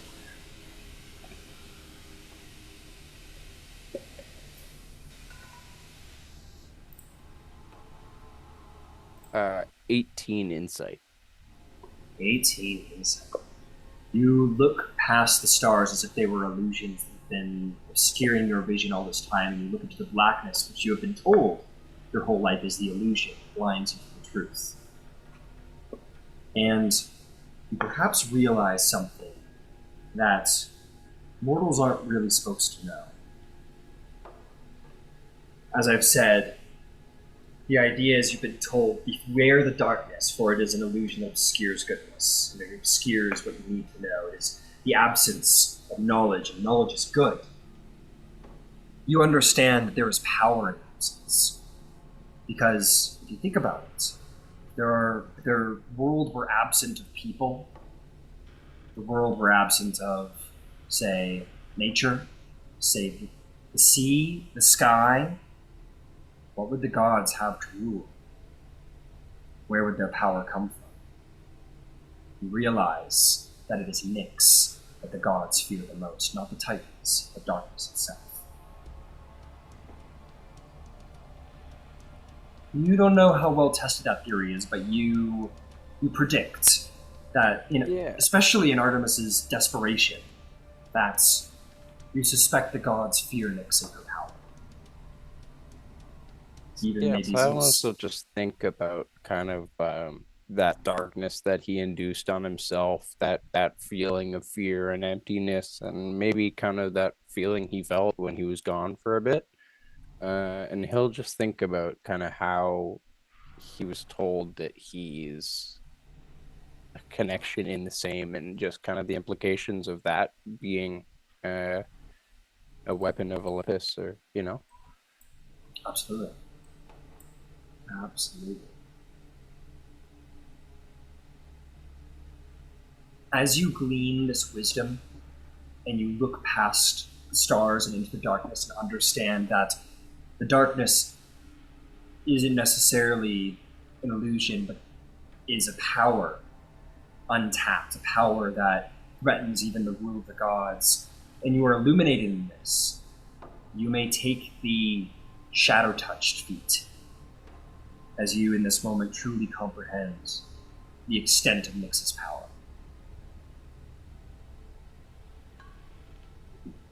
Very cool. And Yeah, you will he'll gain, just and she will gift you some power from that.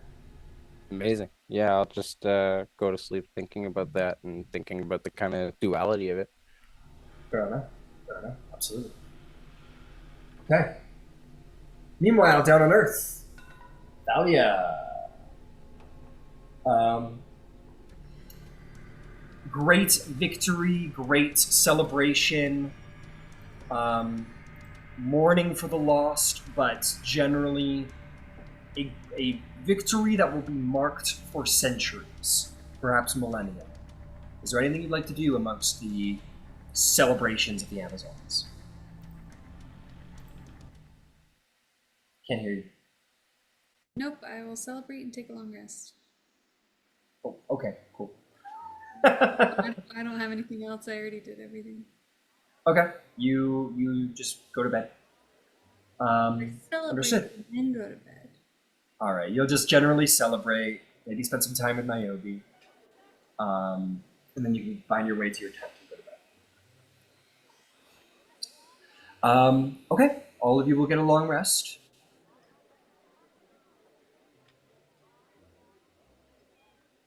And why don't we take our break? It seems about that time anyway. It's about 9:30. Yeah, we'll be back in like 10-ish minutes. Nice. I don't get my throat cut in the middle of the night. Surprisingly, no. Oh.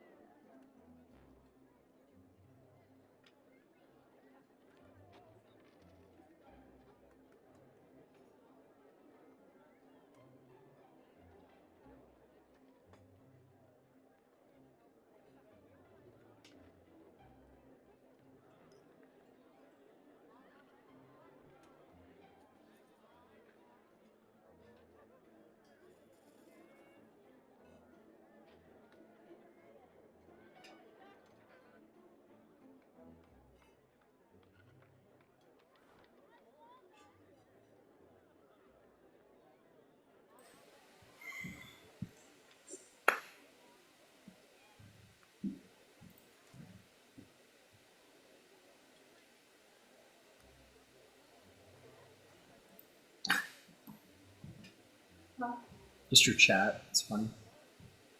Oh. The stuff you wrote in the chat. Yeah.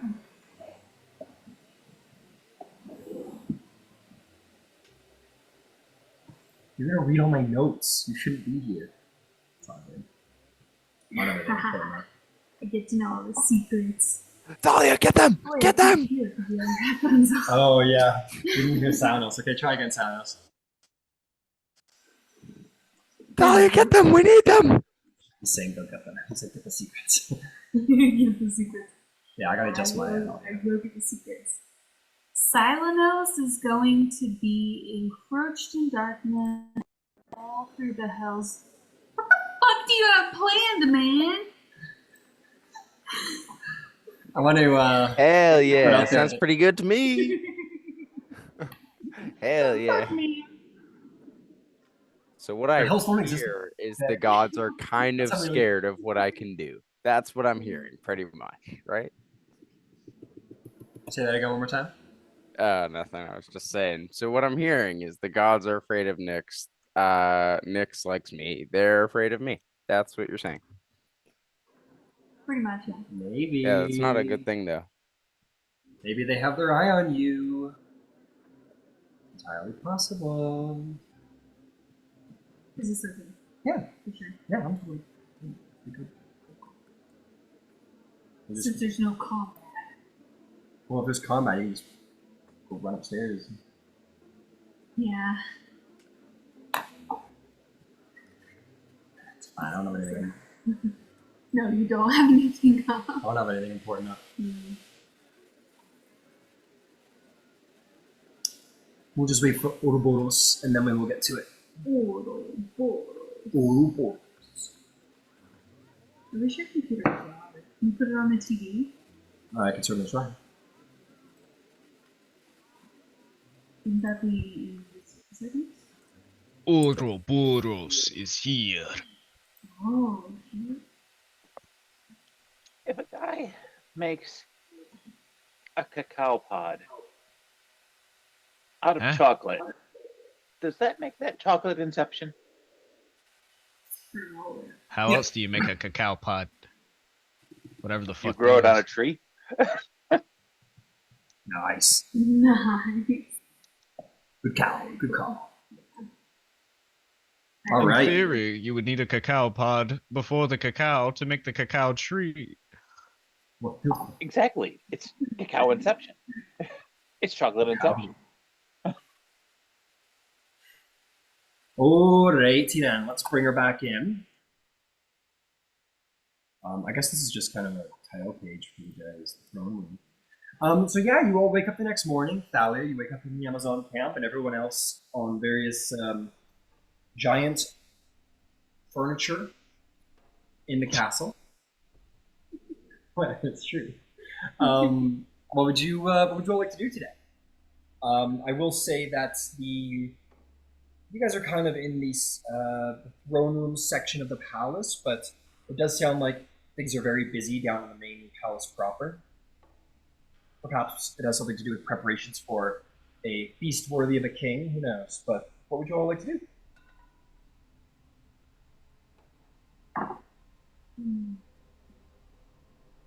Go back upstairs, and I mean upstairs is in the giant capital.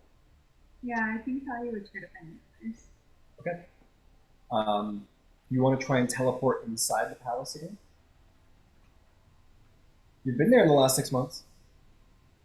You think you have an item? It's fine. No, I don't have an item. It's fine. No. You teleport once more to the edge of the moat holding the palace. You enter into the palace hall, in which you will see that giants are preparing for a feast. Mostly stone and cloud giants are prepping the feast, but largely cloud giants. The rest, the other variants, they're like very scarce, mainly guards. Hill giants aren't really there at all, actually. Yeah, so there's no hill giants. Fire and frost giants are the guards. And then the stone giants, some of them are helping out. And then plenty of cloud giants are working very hard to prepare for a big feast. And as you enter the throne room, you will probably see your allies gathering.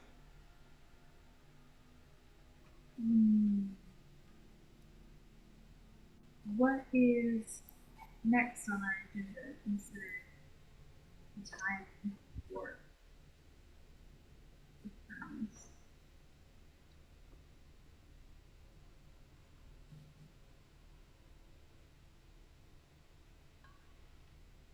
Because I'm thinking we should go try to get Mount Olympus back based on the information you gave us. And Athena would agree with you that it is time to push Kronos out from his seat of omniscient visibility. Yeah. Do you think we can afford having a feast, or should we go right away? I think if we don't want this particular house of cards to topple very efficiently, they need to have an option before Atlas shows up. So some sort of solidification has got to take place, whether it's behind Ouroboros or if it's behind Dimra in Ouroboros' stead. I don't think it much matters. It needs to not be behind Atlas. Yeah. Well said.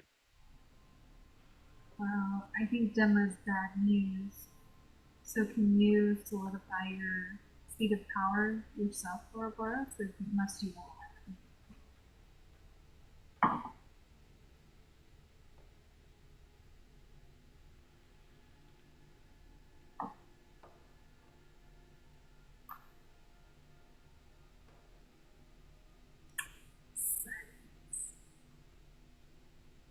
Are you there, boss?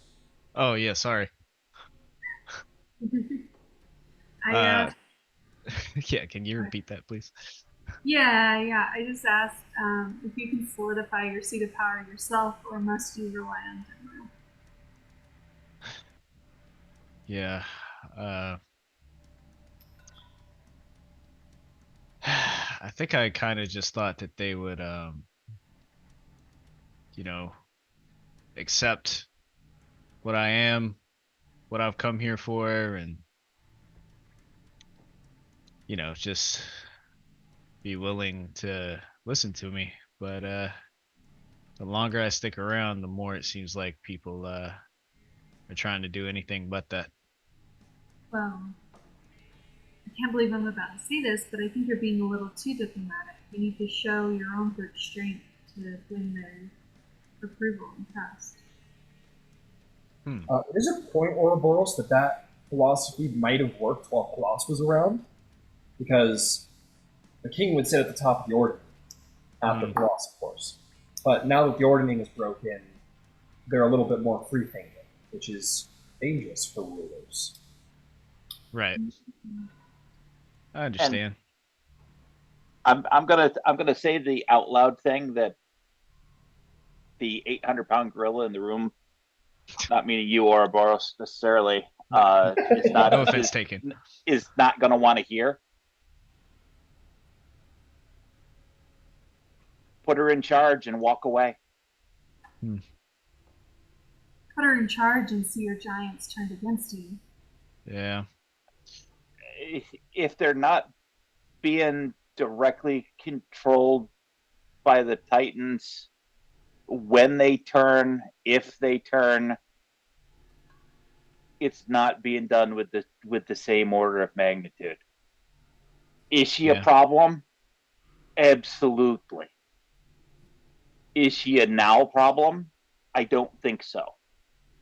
I think that she legitimately wants the best for giant kind, Right. and she recognizes that that does not align with the Titans nor the gods, Which is a good thing. and Well, not the gods part. she needs time to establish a dynasty. Um, Yeah. To overthrow and replace the one she currently has. You do realize. Wait, actually, Thalia isn't aware of that. Never mind. I rescind that comment. I'll tell you what. Anybody who wants to can make either a history or an insight check based on basically what Dimra's position would be should she take ownership of the giant. Giant. Yep. 24 for Sure. history. Go for it. Let me pull up your stat block. It's a plus 11. Oh, you just know it? My insight. 27. 7. What did everybody else get? 24 for history. 24? I didn't roll. Nope, because you have advisors to do that for you. Yep. Gyasi and Thalia, in sort of like, I mean, this happens in the Greek world, and I think it's what the Spartans kind of did recently. When you have an enemy that you want around or have to have around, but don't want to defeat entirely, it does serve to go beat the shit out of them, destroy their numbers and resources, and then walk away. And while they're taking time to rebuild their strength, they aren't a threat. And right now, the Giants have just taken tremendous tolls on their numbers. They are uncoordinated, their rulership is out of line. The Giants do not have the ordering, which means there's going to be infighting. It is messy. So, as you say, Gyasi, they may be a threat, but they're certainly not going to be a threat anytime soon, especially after the Amazons are their neighbors, who could just walk back over and be like, all right, let's clean up the rest of you. So in sort of a tribal way of dealing with people, you guys just slaughtered more than half of all their numbers. They don't pose the threat they used to.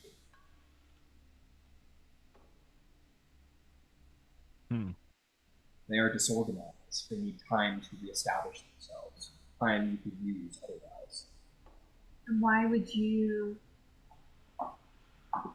And to be perfectly honest, from the Greek perspective, if they're establishing themselves here in Asia Minor, Right. that's a Persian problem. It's true. Kinda. Yeah. True. And I'm ambivalent to that. I am neither Greek necessarily nor Persian. So, but given the history, if it's a Persian problem, does Greece mind?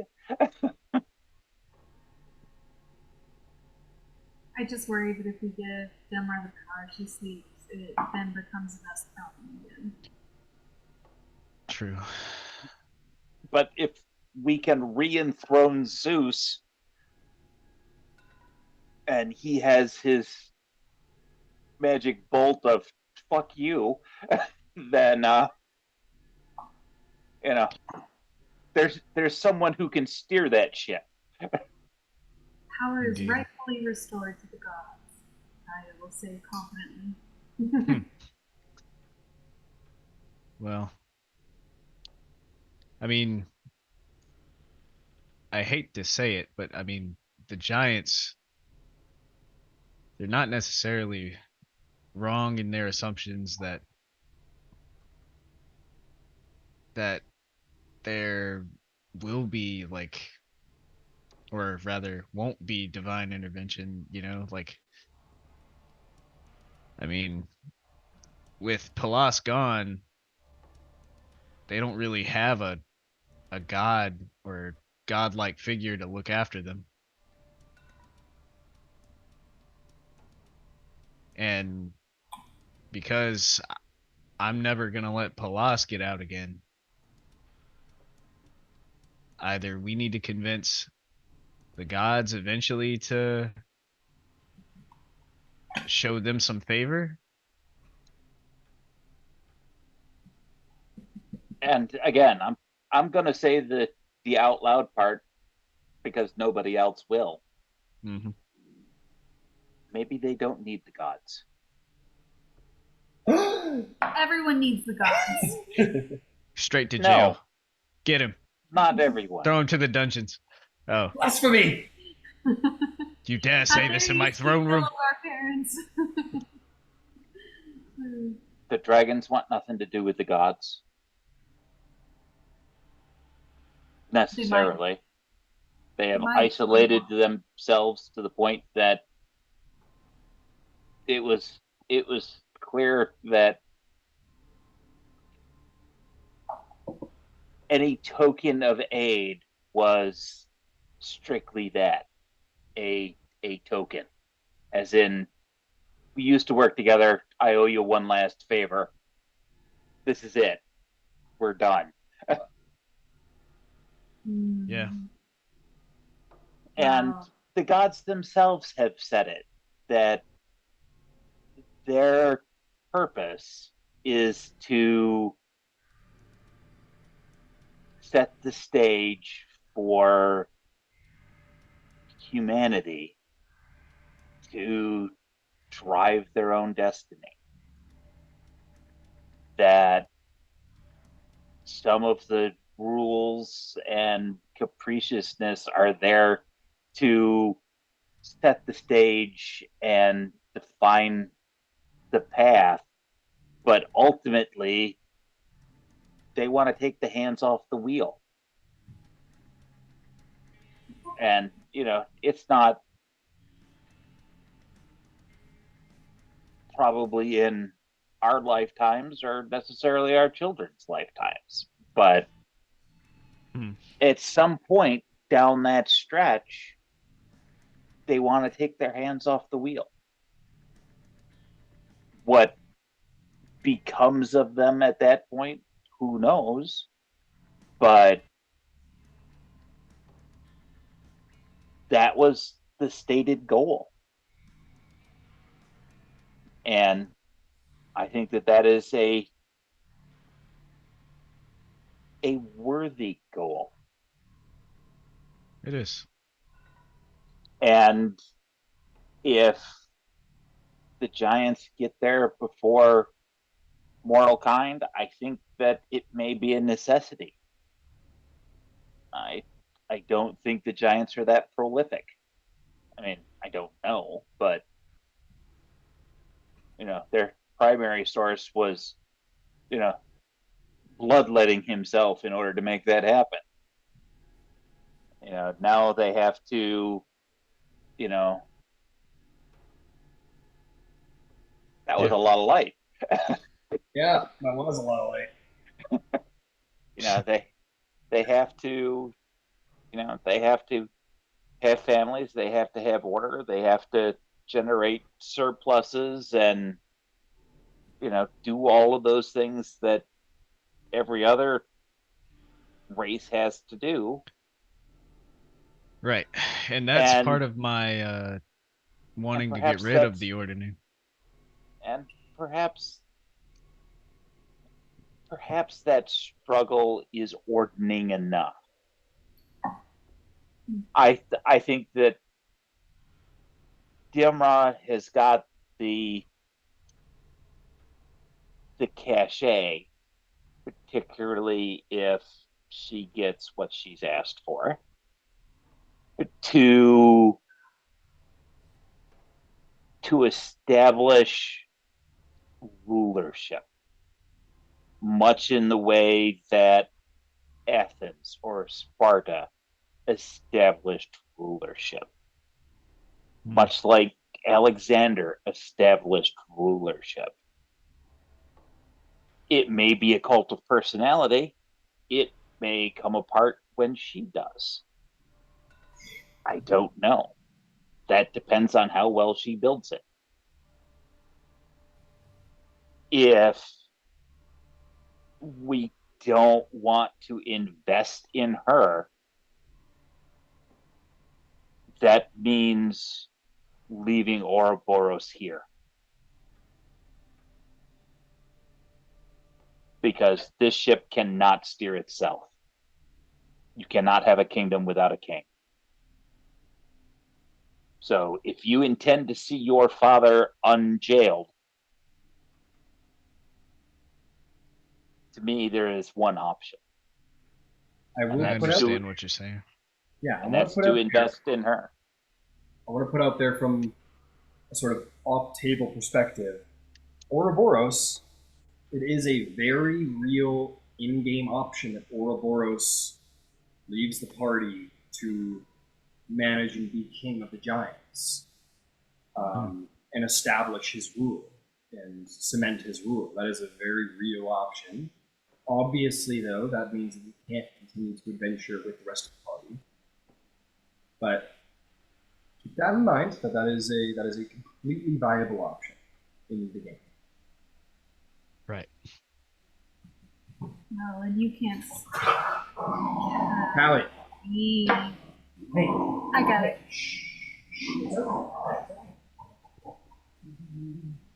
We'll get there. Alright, guys. Little dog on dog combat.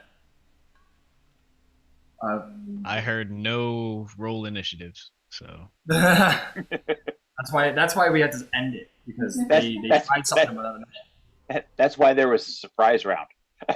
got it. It was over pretty quick then. So, Yeah. what is it you want, my brother? You have something to consider, my friend. Be king, or leave someone in your stead, or let the wind take it where it will, without anyone on the top.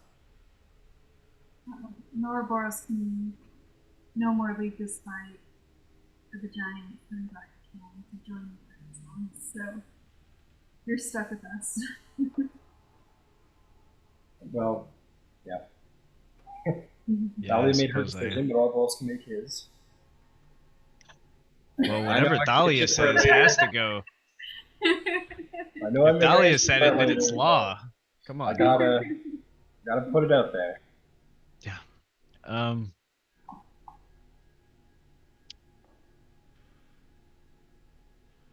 The ship that has set sail,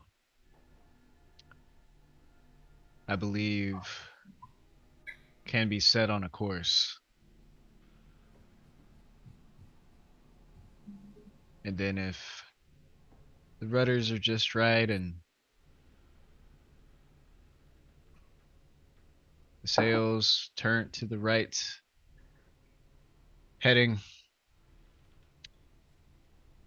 with slight tweaks here and there after the fact, it should be able to still get where it's going. And that is what I seek to do here. Fine tune adjustments. Just a little here and there.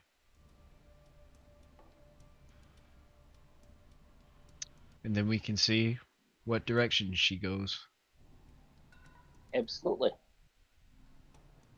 I mean, you did knock down Pellis, so if you have to grab the wheel, precedent's already been set.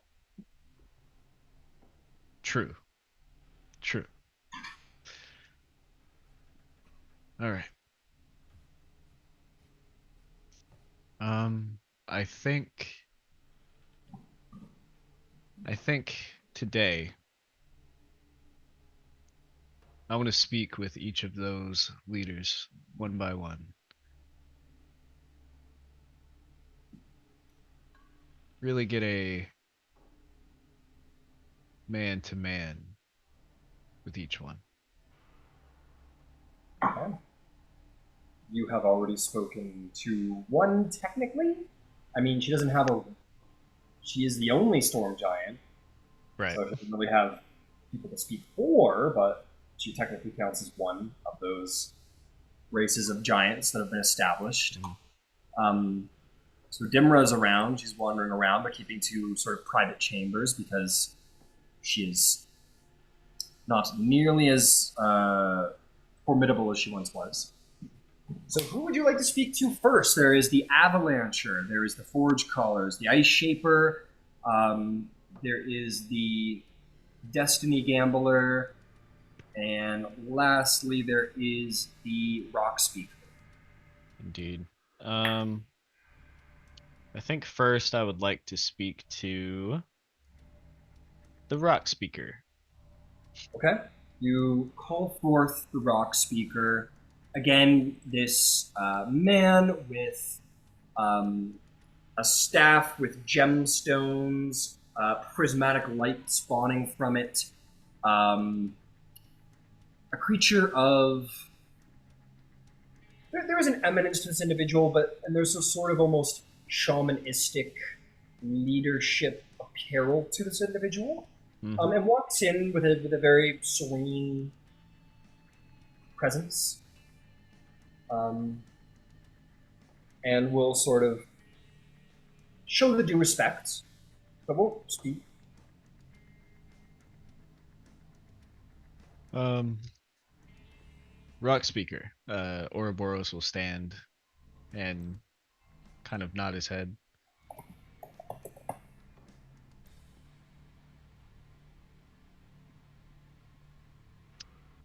I am told that your people are rebuilding what was destroyed, yes? Yes. And if I may, good king, Please. as I speak to you now, I do not speak to you from my own feelings, my own heart. I am meant to represent giant kind, those of the stone, the mountains. And as I speak to you, I will tell you the perspective of my people. Not of me, but of my people. Very well. I very much wish to know the feelings of your people. We of the stone, who once in the ordering were only just better than those of the hill. We did not care to fight. It was not our call. Much like your Greek lands, I think, there is a respect for the physical form, for athleticism, for shape, for form. And we stone giants are just that, stone. And so we care to indeed shape stone, to create, to shape and make works beautiful. This is what we care for. This warring, this battle, stone is all too present. And we were used in great number, for we were easy to summon, to fight. But that is not our role. If you wish for peace, good king, we stone giants would not object.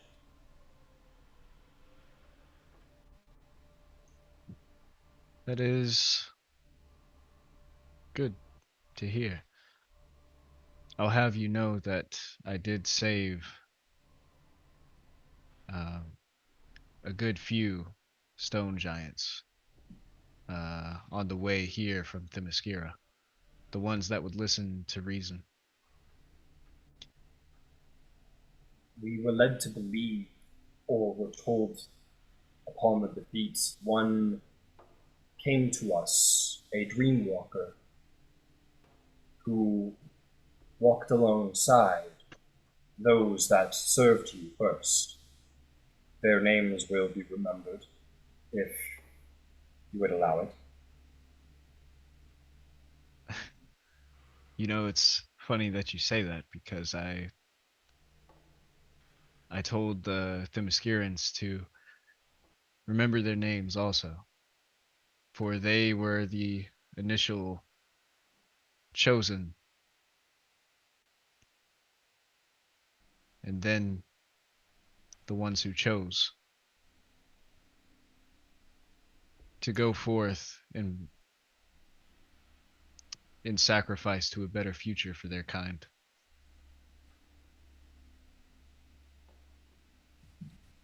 Do you like this palace, good king? The stonework?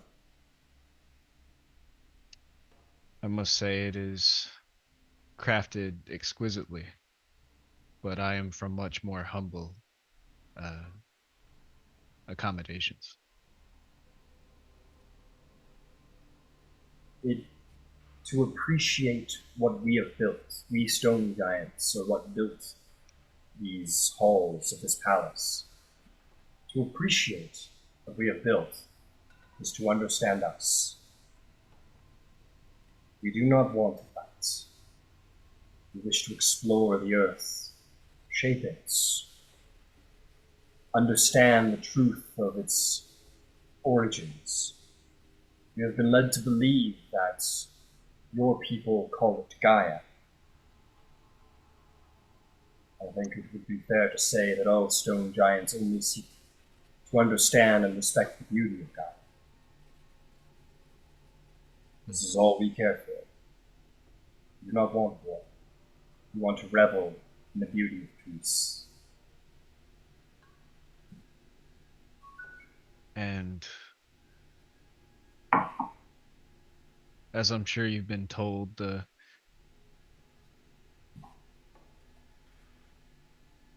humans, as violent and hateful as they can be, I think it is also important to know that they have kindness, art, culture, and history. I started this world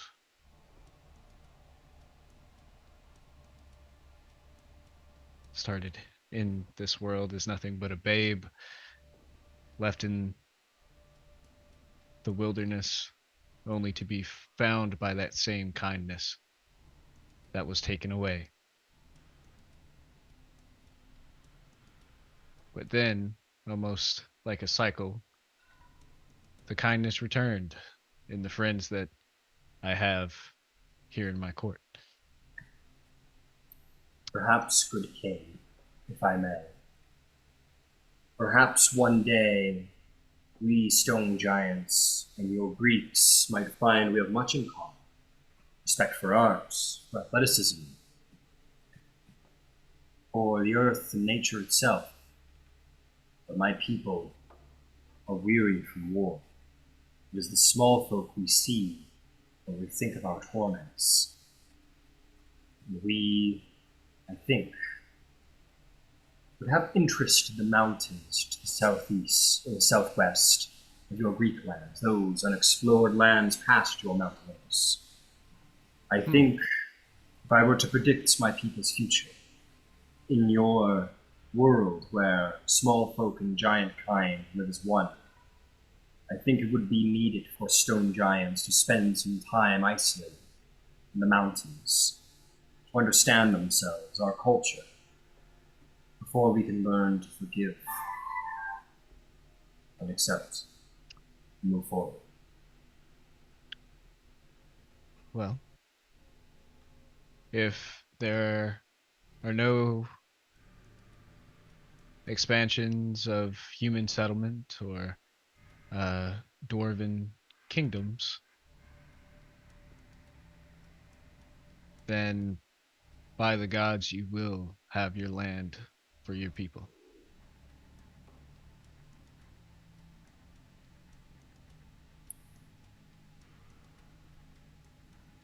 I think he would go on to explain, just moving you from the RP because you got a couple people to go through here. Yeah. I think he would explain that the stone giants, though humble, do still have their pride about them. Much as he is certain that humans have their pride that they are not told what to do by hands. Not that they see themselves as some godly figures to step upon them as they will. But he believes that his people would wish to move to, like, the mountains, the upper mountains, and essentially isolate for a time, understand themselves, because as he said, his people have been used as, like, newborn infantry, They do or not have a history, and they do I not have a history. They will have a allow them culture to that is have yet one. to be explored, but they want to explore it, and it takes some time to do so before joining the regular band. Yeah, I fully agree. They need not Um, concern themselves with the war any longer if they do not wish to. got All right. it. Yeah, Thank you, uh, Rock Speaker. yeah. If you would move on, is there a who's next? Let's speak to Destiny Gambler next. All right. I think I'll take this sort of out of specific RP just for the sake of like speed. Mm-hmm. But yes, you may speak to the Destiny Gambler who shows all of the etiquette that you might expect from a noble court, even etiquette that almost sort of, when someone treats you with respect that you weren't expecting, or Right. etiquette you weren't expecting.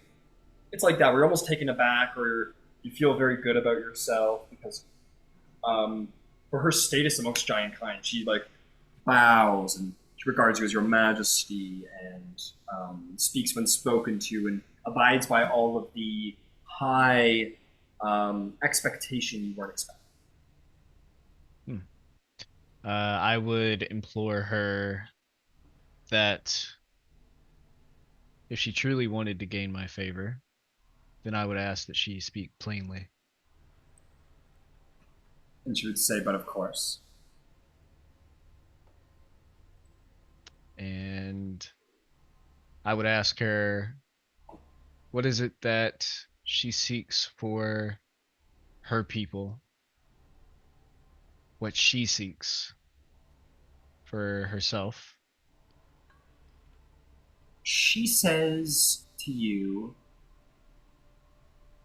she'll sort of bring you into the know of her people in the way of the Cloud Giant. And she says, you must understand that the Cloud Giants are very proud. We have stood at the top of the ordering for a very long time. So much so that um, they live in extravagance. That they have earned that place in the ordering by the will of the lost because they are a little more advanced than the other races. The fire giants forge beautiful works of armor and steel for the sake of war and domination. The frost giants care about martial prowess, and the stone giants, their sculptures. But the cloud giants are a little bit more complex than that. They consider themselves to be quite literally higher, as they take to the skies and they play their gambits with one another. And she explains that her people are very complex, and to simply explain her people in a single conversation would be to insult them. But is very happy to take her time with you and what time that you may allow her and begin to sort of bring you into the know-how and understanding of her people. Very well.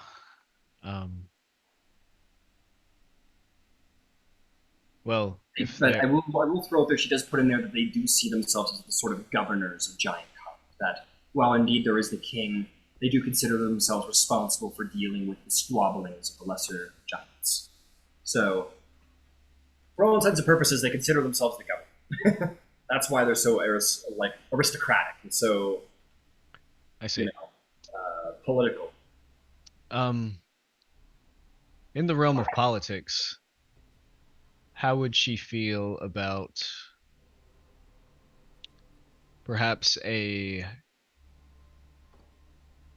council of the emissaries of the giants? She would be most honored. She would.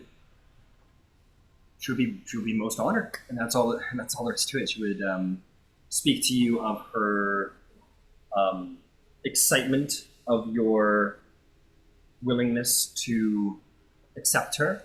She is surprised at your wisdom. For she and her kind have governed for a long time, to call upon those who have governed for so long, um, it surprises her the intelligence of her decision. She doesn't do so with like boldness or arrogance. She does so as if to say, it's it's probably smart to use the established government to govern, though recognizes perhaps it needs a couple changes. Right.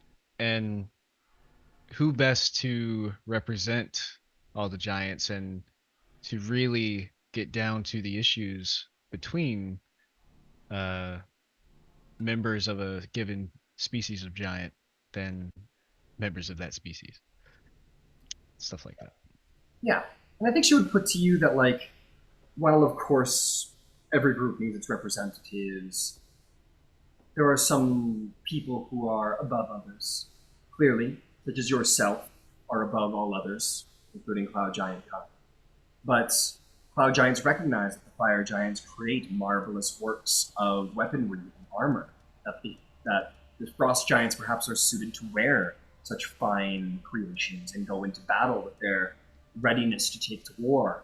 Perhaps the Hill Giants, as unfortunate as it is, every army needs a vanguard, and the Stone Giants are needed to build contraptions that might enhance giantkind. And she says it as, like, in the frame of war. She gives an example of how all giants are needed to contribute to the greater whole, and how Klein Giants serve to make sure that all of that is managed and mitigated. That's how she sees how things should run. And to kind of end it off, I think he'll kind of smile as he looks at the ceiling and to the side as if thinking,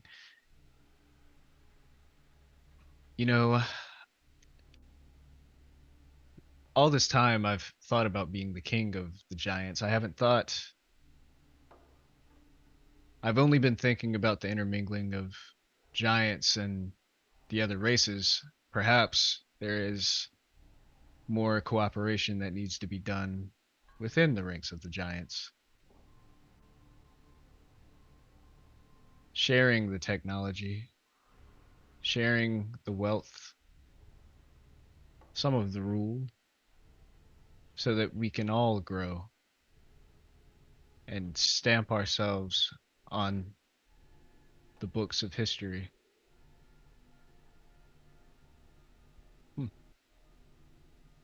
And yeah, and I'll just be like, Yeah, you yay. play into it a bit. But yeah, she just that's where her priorities are. Is that she seems interested. You know, she does it very subtly, but she's interested in keeping the Cloud Giants Yeah. where they are and hoping that they might remain closer to the top of the order, means they have experience with it. Down. Right. All right. Who's up? I don't think I have to talk to the hill giants much, but Yeah, your conversation is it's very much talking to a symbol. yeah. Their power comes from their brute strength and the fact that they're 3 times larger than a normal king. They have nothing else to contribute. The Avalancher is a very obvious representative, and is basically like, I'll put schools in their layer of the ordning. They will be educated. She goes, "You can and try." food. What is And this, food. Anakin? Oh. Yes, then you can try, master. Okay, so that goes however it goes. Frost Giants, please. Okay. He folds his arms, looks very grumpy, but pays you respect. I'd ask him,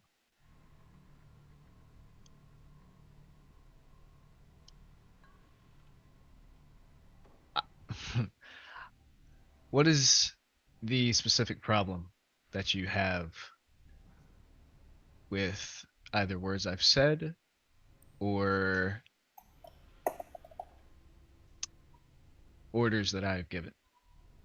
The Frost Giant will be is probably about as blunt as any of the others that you've met, other than of course the Hill Giant, who can't help but being blunt because, you know. But basically says, to you this is a victory. You have claimed a throne. You have fought a war and you have won it. He fought on the losing side. His people are a proud warrior. Or technically she's a she. She says, yeah, the mini's a he, but she's a she. She says, her people are proud warriors, and their warrior pride has been tarnished. And you seem to be a warrior. So how would you feel to have your people dominated by an aggressor, by an enemy. And I would say, to tell you the truth, I would get stronger. I would rise up again, and I would see that that aggressor knows truly how powerful I am. And she says that she couldn't agree more with that. Yes. Make no mistake, I understand your position. Um, this is me kind of like monologue, like, you know. Yeah. Um, I I understand what it's like to be on the losing side, and I understand what it's like to be on the winning side. And I have no quarrels with your spirit or what makes your people your people. In fact, I applaud you for it. All I ask is that tenacity, that rage, that fighting spirit be put to something that is productive to you and your people and for the rest of giant kind. I And may she would have say, battles. and she would put out there like, like, and she would. But who is her enemy? Who would send her to fight? She would see the giant kind's warrior pride be proven again. And she has nothing but ire for the Amazons. It is very much a vengeance she seeks. Then you also Because understand that they are not wrong to have ire towards giant kind. They have slaughtered many Amazons. to which she would respond uh, that she does not care about the circle of violence. She understands it, and frost giants tend to understand it, but she does not care. She cares about giant kind. She cares about the frost giants, and she would see the frost giant honor restored. She doesn't care for the pain or feelings of her enemies. She cares to see them laid low. Well, I endeavor to let you know that the Amazonians were never your enemies. Palas drove you all to fight these people for seemingly no reason other than to rid the world of everyone else. That is not fair and that is not just. I propose that we redirect that anger and that hatred to a more fitting enemy.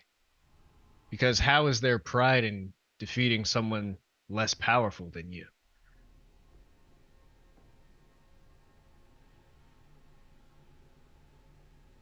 Make a persuasion check. Okay. But I am going to say that she will, regardless of the persuasion check, she will say, which is why the defeat is so scarred, to fall to those lesser, to giant con. But make a persuasion check because there might be more. Okay. 18 persuasion. 18. So she will put that forth to try and make you understand. Not to help you, but to try and make you understand. Yeah. Very forceful personality. Yeah. Um, she says, which is why the defeat is so embarrassing. Why it does scar her and many ice giants and many beyond ice giant kind. But you speak of a greater enemy, a greater threat, one worthy of frost giants. What might that be?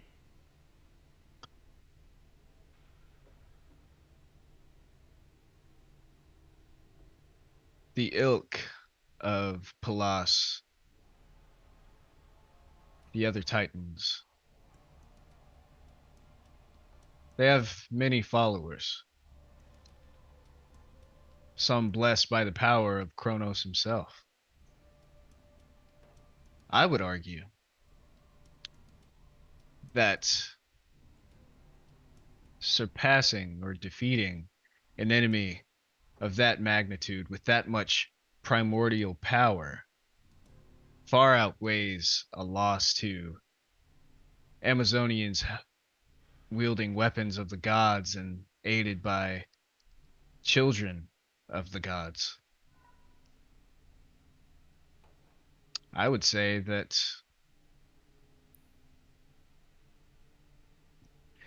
if pride is a resource, then you would have a surplus. I think passive. Jesus Christ. Why? Why? Literally nothing happened. I know exactly how he's feeling right now, dude. I'm just like, I'd be so pissed. I'm like, yo, we were chilling. Yeah, honestly, he's asleep. It was out of nowhere. There's literally nothing going on. Had a bad dream. Somebody took his dog treats. Yeah, I guess had dream treats or mail boxes or something. I think passive insight, like no check required. When you say the ilk of Palos, there is like her eye fucking twitches. Like there is a it takes a lot for her to stifle her general outrage that you would say such a thing about her forefather.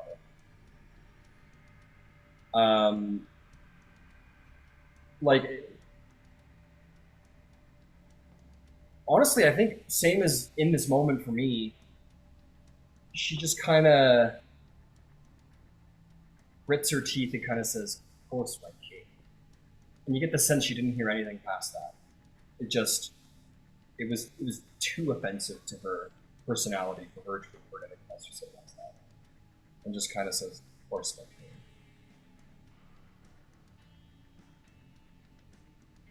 And me seeing that, I think I would just kind of. Do you wish to gain back the pride of your people by fighting against a truer foe? One that would not see giants have a place in this world, a safe place. She says, "You are king. As long as there is an enemy to fight, the frost giants will seek what pride they have left." Excellent. Then I will make arrangements for the frost giant forces to attack a greater enemy. And she nods with respect, and she gets up with the speed of someone who needs to be removed from the situation before they lose their shit. And that's being very direct because your passive insight's pretty good. Mm-hmm. All right, and fire giant. He goes to the forge caller. Forge caller steps up, treats you with the due respect that an underling is due to the upper ranks. Comes in with all the fire and might, and asks what it is that you require of him.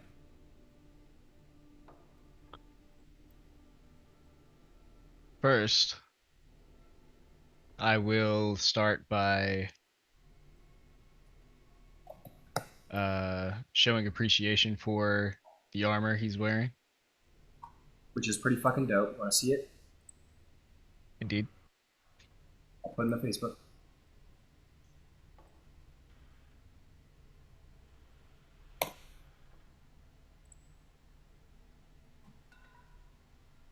And I'll ask something like, You make small talk about how cool his armor is. yeah. Like, Yep. surely you crafted that yourself, like, or some shit like that. Yeah, and he'd say like, yeah, of course, I'm awesome. I'm a master in the tradition of runic magic, and I control heat and volcanic power like none other, and blah blah blah. Yeah. Blah blah blah. I practiced smithing for some time, had rune powers, blah blah blah. You know, trying to relate to the guy. Yeah, you make friends. Yeah. Not really, but Good Friday. Yeah. yeah.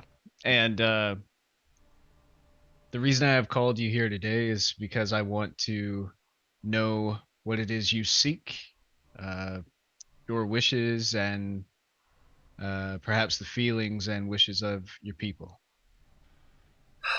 He says, I'm gonna like hyper summarize here Yep. because he's gonna speak to you of fire giant kind, and he's gonna tell you some stuff you already know. That um, they're very skilled martial experts. They are masters of the forge, but also they're considered sort of feudal lords. Um, and in the passive insight, you get the sense that a lot of fire giant pride comes from like being the boss. It's very sort of like playground bully bullshit, Mm-hmm. but they take pride from their skill at craft of crafting warfare items and having someone to work under them, having someone that they can look at and go, they're less than me. Okay. He doesn't say it so bluntly, but Yeah. you clearly take that from his meaning. Um. Very well. They have very small dicks, to be clear. Very Yeah. small. They just need to be reminded. They need something to remind them that's not true. So, yeah, original question, like, what is it that you seek? What is it that you want? If you want to How do you get, feel? yeah, if you want to get more specific about it, I think the fire giants would say, like, it struck not as intensely as the frost giant, who was like, "This sucks." Like some Yeah. little fucking dudes who are like not even like half our size kicked our asses. Um, he's pissed about that. He's certainly pissed about that because fire giants were excited to have such a people to have dominion over. It was going to be a great boon to their craft. That they would be able to produce such arms that giant kind had never seen with slaves to help fuel their fires. Got it. Again, the word slave isn't as offensive in ancient Greece as it is today. Yeah. Yeah. Um, Noted. Um, and I understand that this must be a quite demeaning blow to those plans at first glance. I I would want him to know that in this new order of things, the giants will have a king, but they will also be governed by members of their own. I've already spoken to several of the other giant leaders, and they want to come together. You all can have a say in your future. The stone giants have already recommended a location for them to go and to live on the world at large. Where is it that you and yours would call home? I think um, I think he would say something along the lines of that he is frankly unaware of the larger world beyond um, a couple miles beyond the capital of uh, the giant capital and the Amazon capital. That has been their primary focus for quite a while. But he would seek places of volcanic activity, places of fiery power, to um, better forge. Yeah. That's the period. I'd inform him that there are many locations of volcanic activity where the giants can uh, colonize, as it were, and live and prosper. Yeah, and he'd say that suits him just fine. Many fire giants wouldn't wish to see the face of those who defeated them, which is the face of small kind. And the face of small kind can't stand intense heats of such volcanic places, which would suit him just fine. And his That people. is perfectly fine. And in the future, if your people so desire,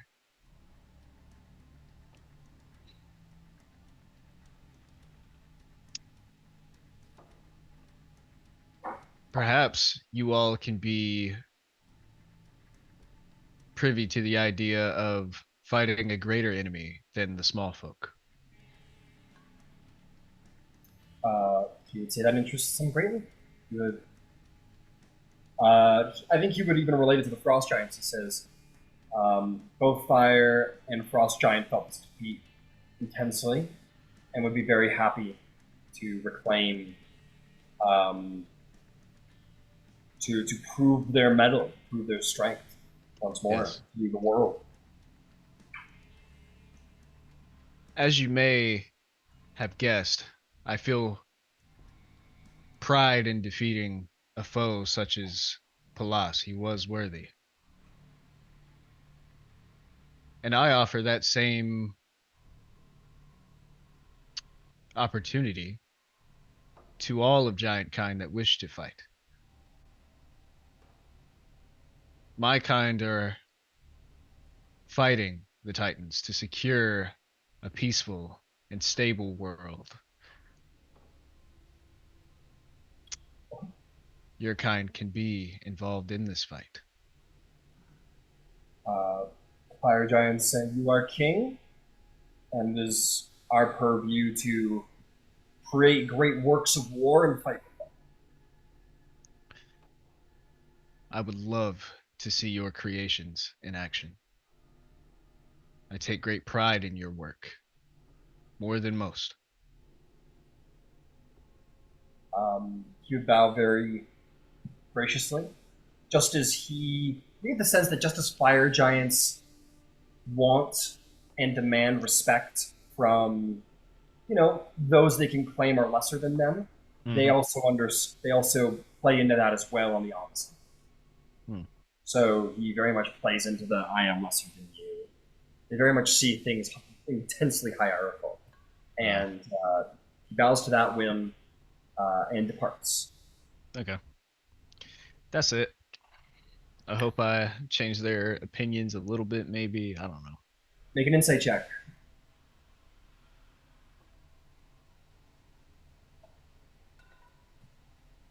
Golly, damn.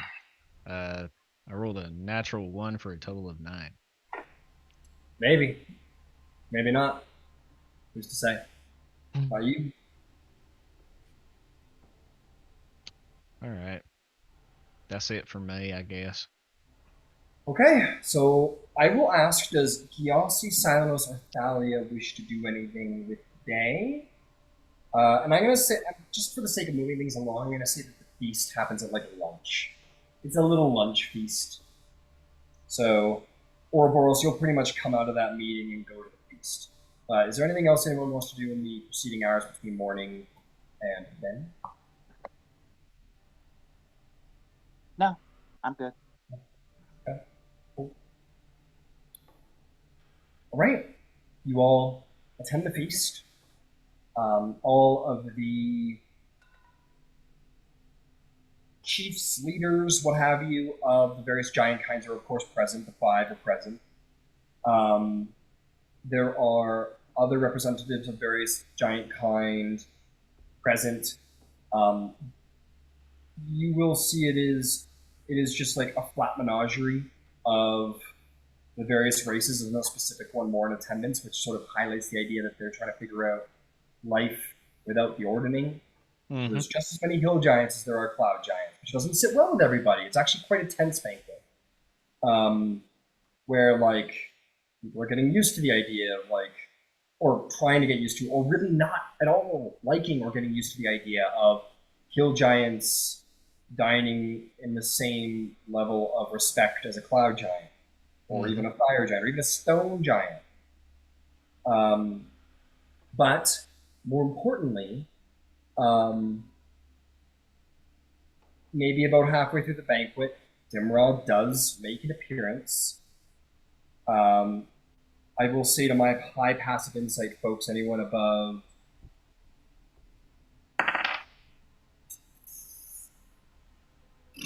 let me go check. Let me go check her stats to see what kind of show she's putting on here. Yeah, I'll definitely give the mother, you know, Yeah. then maybe like a hug or something, and then Well, you get really big and angry and hug her, and then. But for anyone with a passive insight of 18 or above, you would see that she is putting on not only a show about her excitement to be there, but also trying to hide the fact that she doesn't have the power she wants to. In fact, she shows up in robes that are very reminiscent of the Greek culture, sort of that.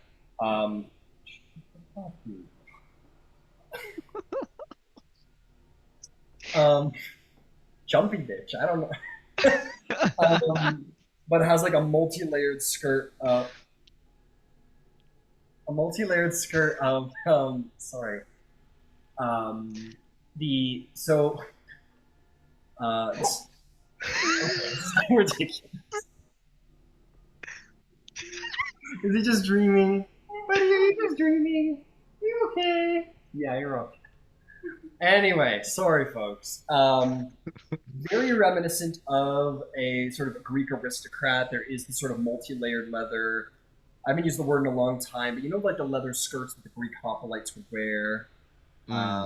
Yeah, wearing something very similar to that, wearing tones of blue and purples and greens, filigreed with gold.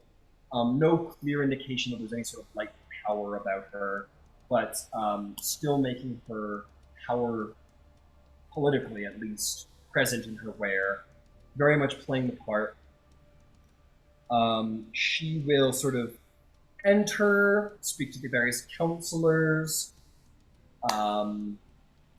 At a certain point in the evening, she will call a sort of toast, and she will say,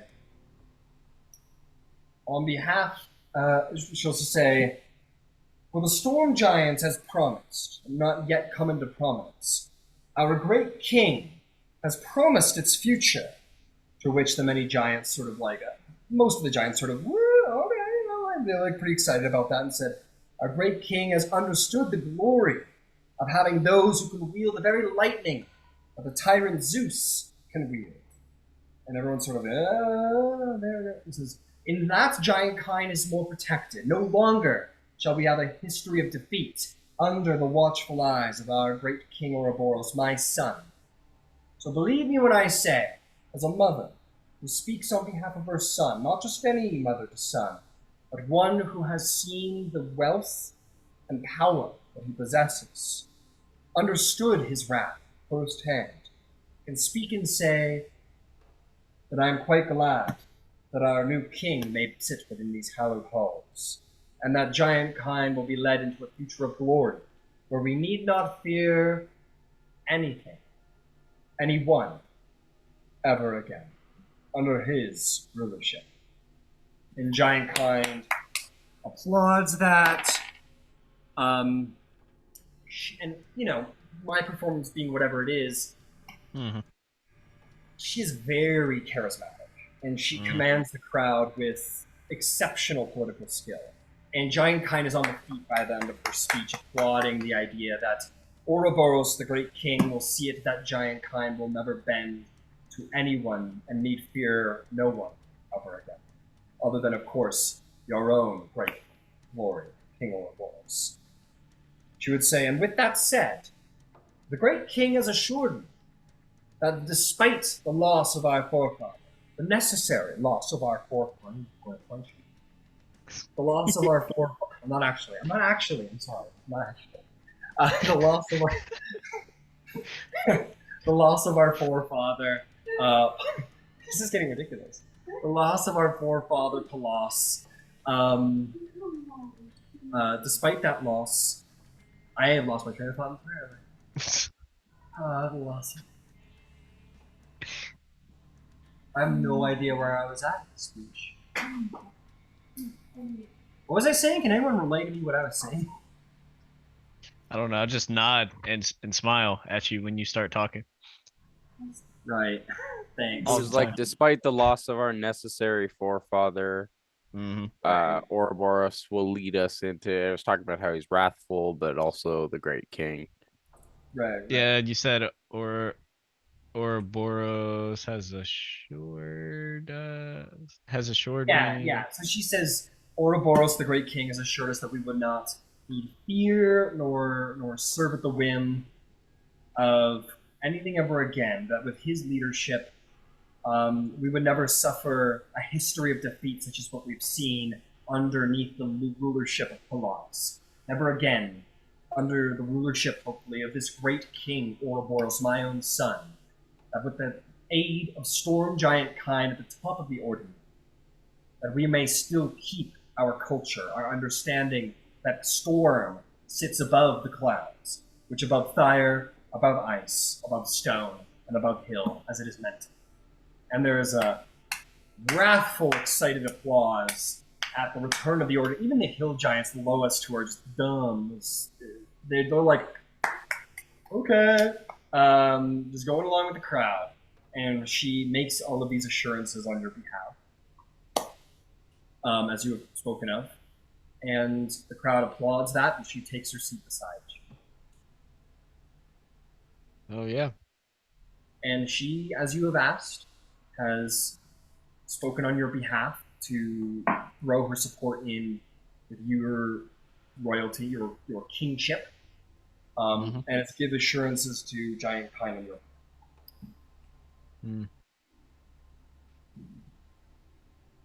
And yeah, I think after that praise, I would stand up. Uh, I'm probably raging this entire fucking dinner or something. Yeah, probably well Uh, advised to be in giant form while being the king of giants. yeah. Uh, and I'll just kind of, give it a little golf clap, or whatever. And he would just kind of call out to everyone at the table. My mother's words are true. I only seek a better future for all of us.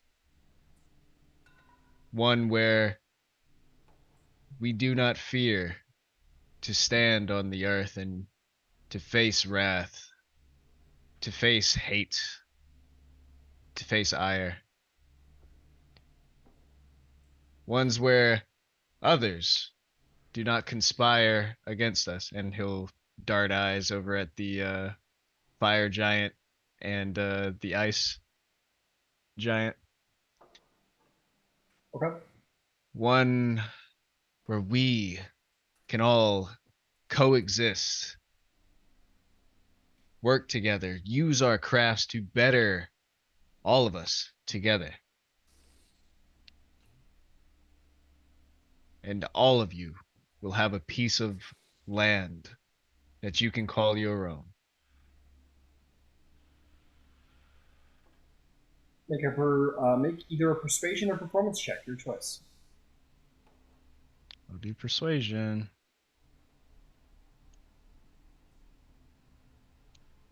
You've got to be fucking shitting me.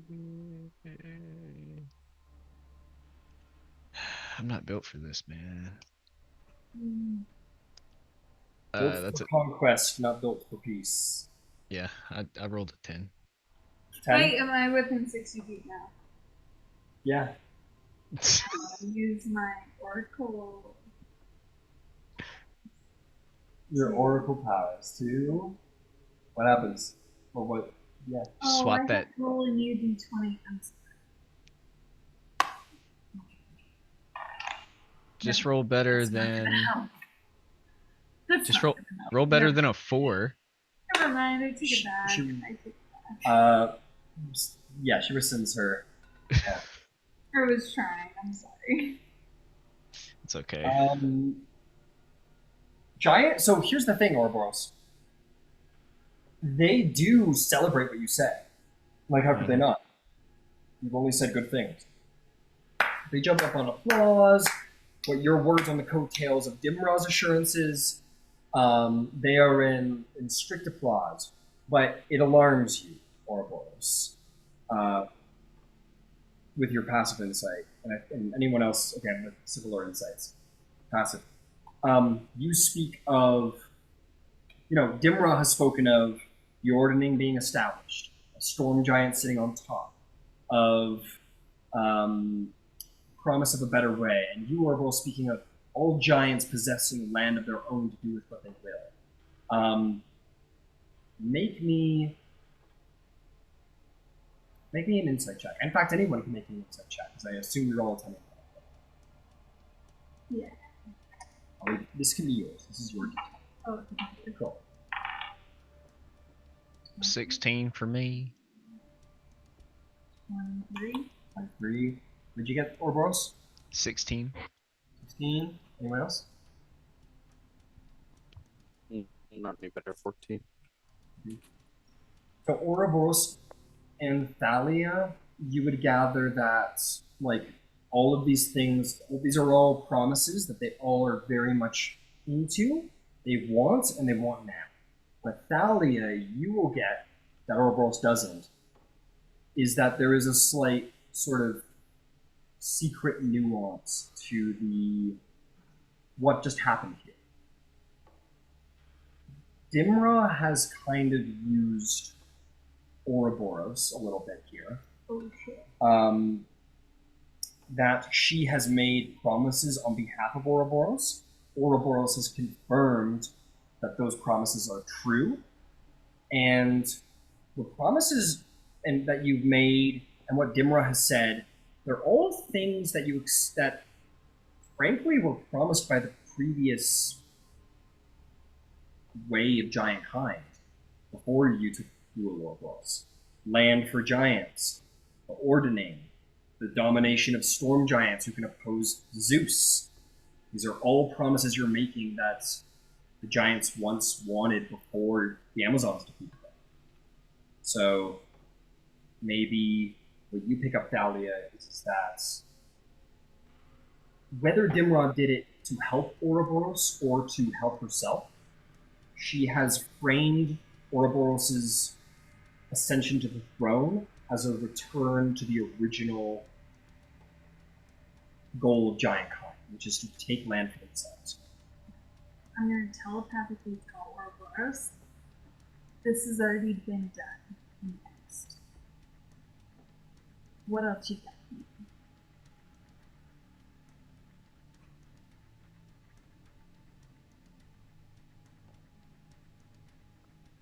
He'll kind of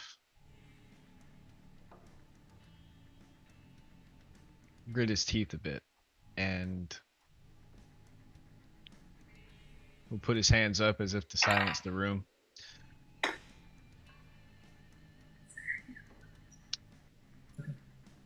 And before rebuilding and cooperation can be achieved, I think it pertinent to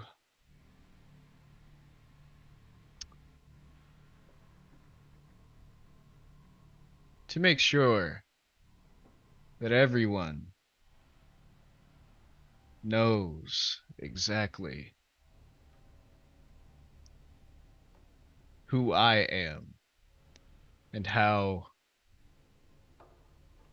I am different than Palas.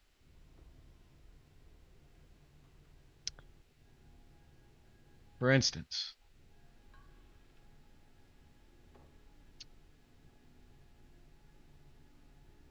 I like I ice cha- cream. Didn't like ice cream. I don't like ice cream. Do you like ice cream? Sorry, Frost Giants, but You're out, dude. Get out. Frost Giants, you're out. Um, and he will say,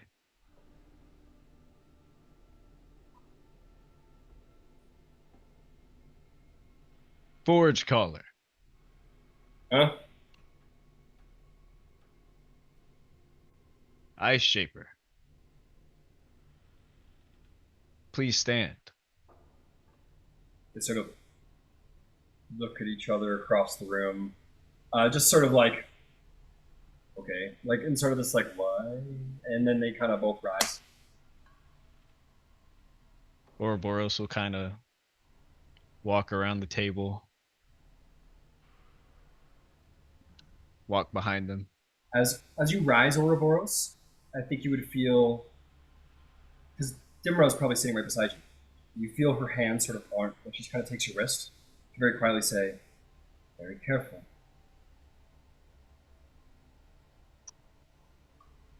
And then you may proceed. That's all she does.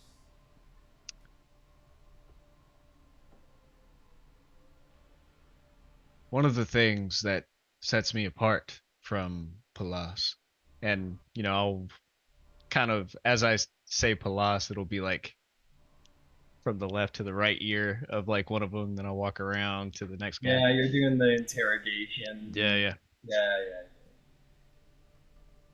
Is that I am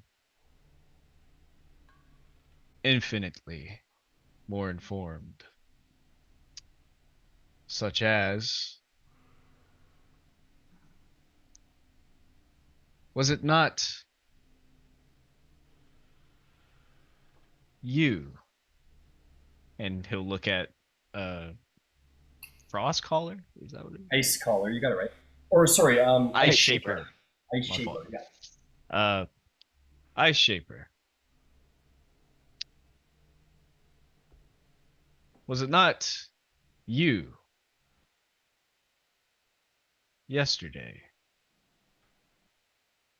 that conspired against the throne?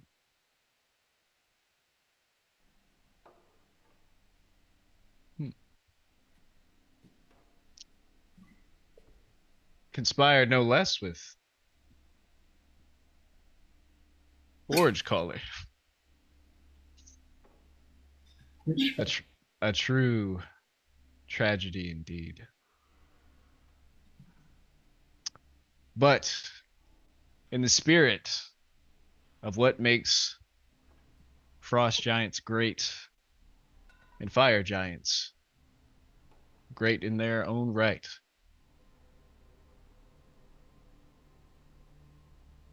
if there is a problem with my rule or the way that I seek to move forward,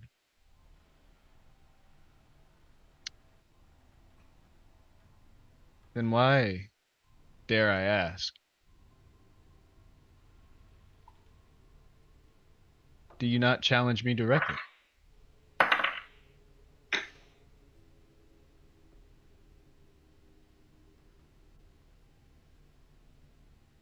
Oh, thumbs up apparently. That's you. You're giving the thumbs up. It's all good. I'm just kidding. They remain quiet.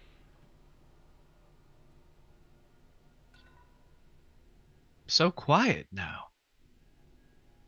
But behind closed doors, you are so adamant about dethroning me.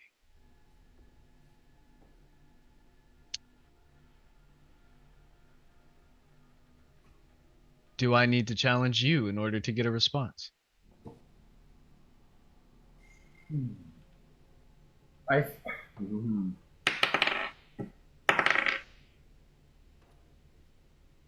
I'll tell you what. Trying to coax him. Make me either an intimidation or a persuasion check. Your choice. I'll do intimidation. I'll allow you to use No, it's gonna be charisma. It's gotta be charisma. Sorry.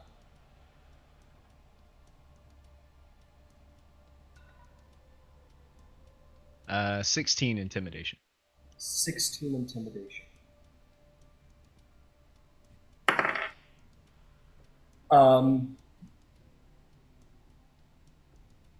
Ice Shaper will say, we'll sort of like look across the room at the Forge Caller. The Forge Caller sort of like, there's like, actually he doesn't do anything. He just kind of like looks her in the eye, and the Ice Shaper says, "You're right, great king. You've been right about so many things. We frost giants have suffered a blow that marks our hearts almost as bad as our defeat in the giant war so many eons ago. This we will never repair from. This scar mars our hearts unless we have blood from those responsible. I, Ice Shaper of the Frost Giants, do challenge you to single combat Ouroboros for the crown of King of the Giants, and I will prove that you are nothing without your petty gods." And the Frost Giants do sort of look very excited at this prospect, and maybe some other giants struggle to cover their enthusiasm. But indeed, Ice Shaper will accept your goading and challenge you to single combat. Excellent.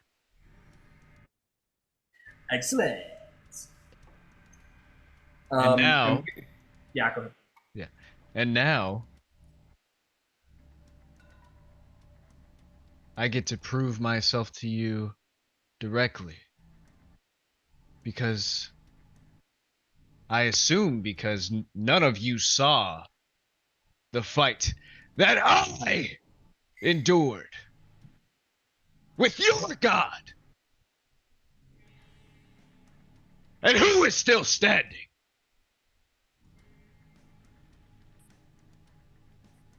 I'll give you a hint.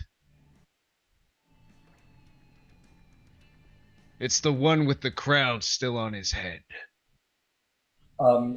She will slam her fist into the table, shattering, despite its great size and well-crafted stonework. And she will say,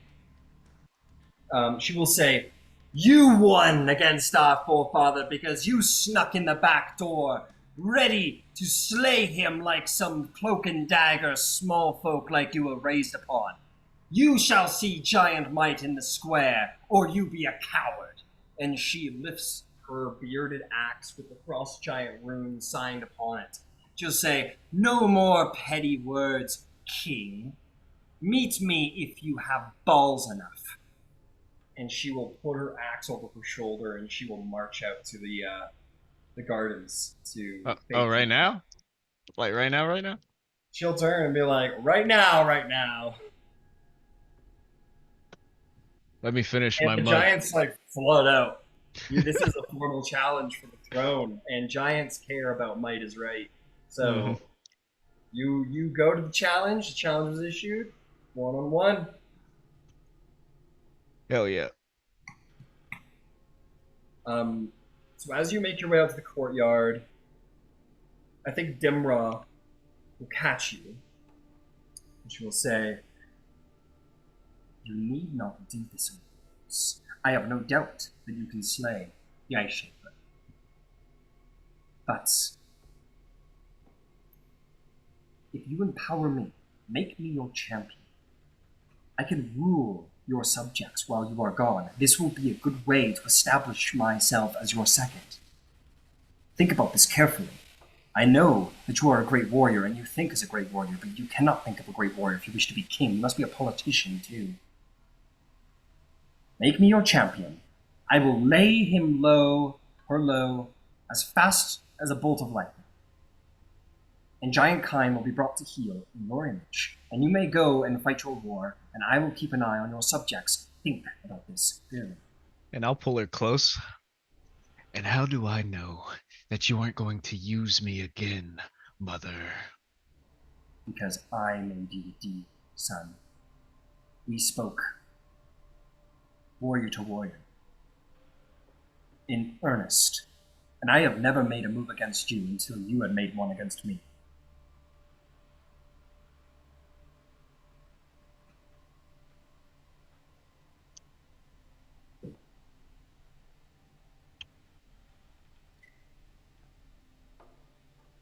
You want me as your second? That's going to require trust sooner or later. And I don't think you have the time to wait till later.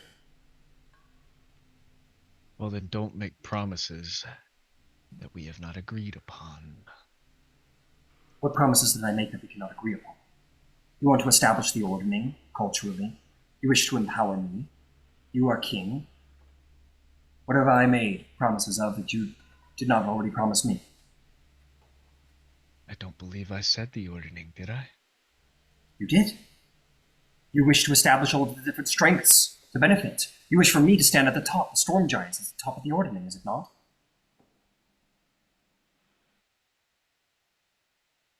I want us to move away from that archaic It's too order. fast, Ouroboros. You cannot change ways of life that have been established for eons overnight. It must happen slowly, wisely. You do not have time. Let me fight as your champion. This is your moment. Very well. Take the bolt, inscribe upon me the rune of the storm, the giant kind, and I will be empowered to fight as your champion. The Ice Shaper will have no chance, and I will rule as your second while you are away fighting the true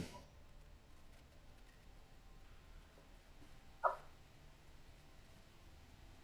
Just well. because we are rivals in philosophy does not mean we need to be enemies.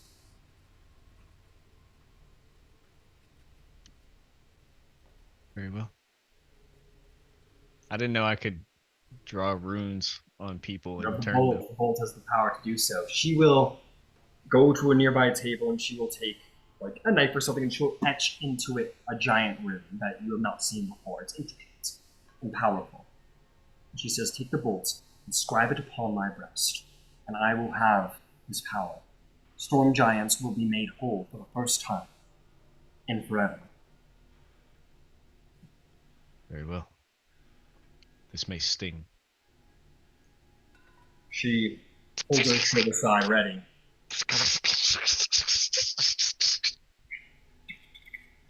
Oh shit! No. Oh, I sneezed. Well, fuck, I gotta fight now. You inscribe this upon Dimra, and as you make the final line, she winces in pain, but as she does so, and the final line is drawn, the pain subsides instantaneously. There is a outside that is not quite what you have felt from Zeus, but something similar. And you will see, as this happens, she sort of almost vibrates, lightning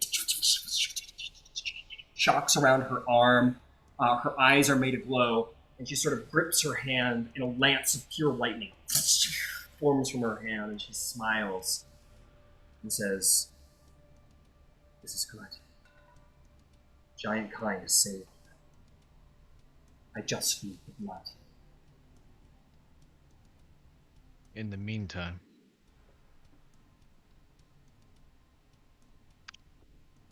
and then I'll walk outside with her behind me.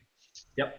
And while Frosty is over there fucking pacing his shit. She's got her axe, she's ready. Cold wind billows around her with her rage.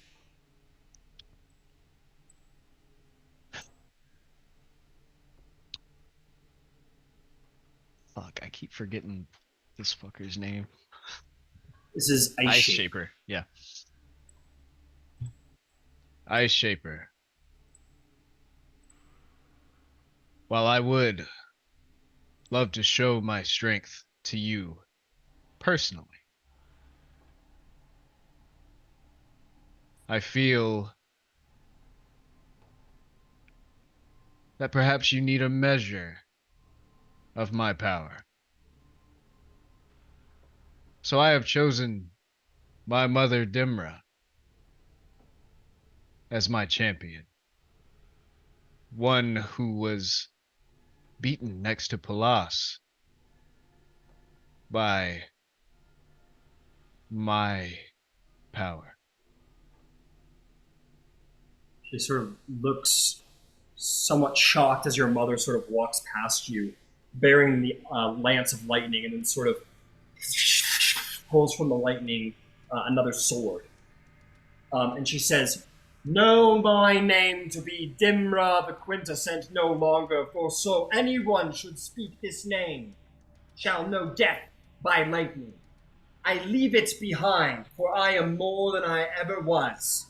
Empowered by King Ouroboros, I am the Stormcaller as such, here and forevermore." She displays her rune, to which there's a "oh" from the giants. And she says, "Bring forth your ice, and I will crush it under storm's weight." Battle ensues. Ice Shaper forges from sheer cold energy from the frost of the air winter wolves that lunge at Dimra. She forms ice around her body to protect her, but it is nothing compared to the power that she possesses now. She fires her lance off, shattering through both ices, or through ice, both winter wolves. She just, it's a slaughter. And to be clear, the Ice Shaper brings forth magnificent power, summons the very winds of winter to coat her in armor that could rival Forge Caller's armor. Wolves to protect her, and brings forth her axe blazed with the rune of the ice giants. But Dimra calls forth lightning from the sky. She fires her lance through her enemy, slices the heads off of these ice wolves with barely a sweat broken. It is not a challenge. And as she plunges without mercy her lance into the heart of Ice Shaper, she says, "One of you ice giants step forth and claim the ice rune now. And know the ordering still exists with or without the forefathers. Storm beats ice, and I would summon any cloud, and I would summon any fire who dares challenge this way of might. Step forth if there is anyone else. If not, bend the knee to the king."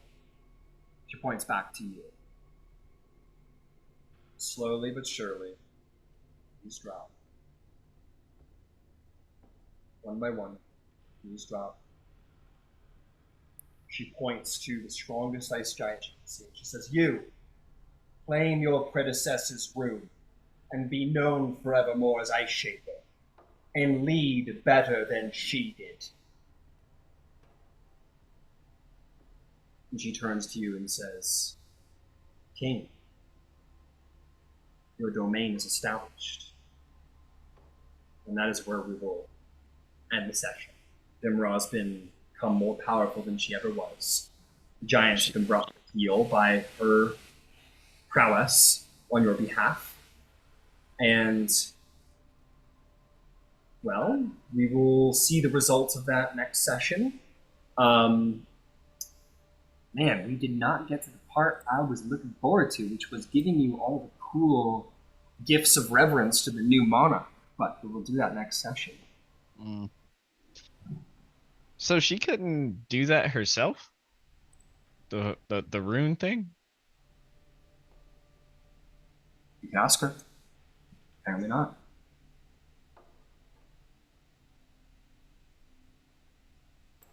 But that's not as good as having the bolt, right? You have empowered her.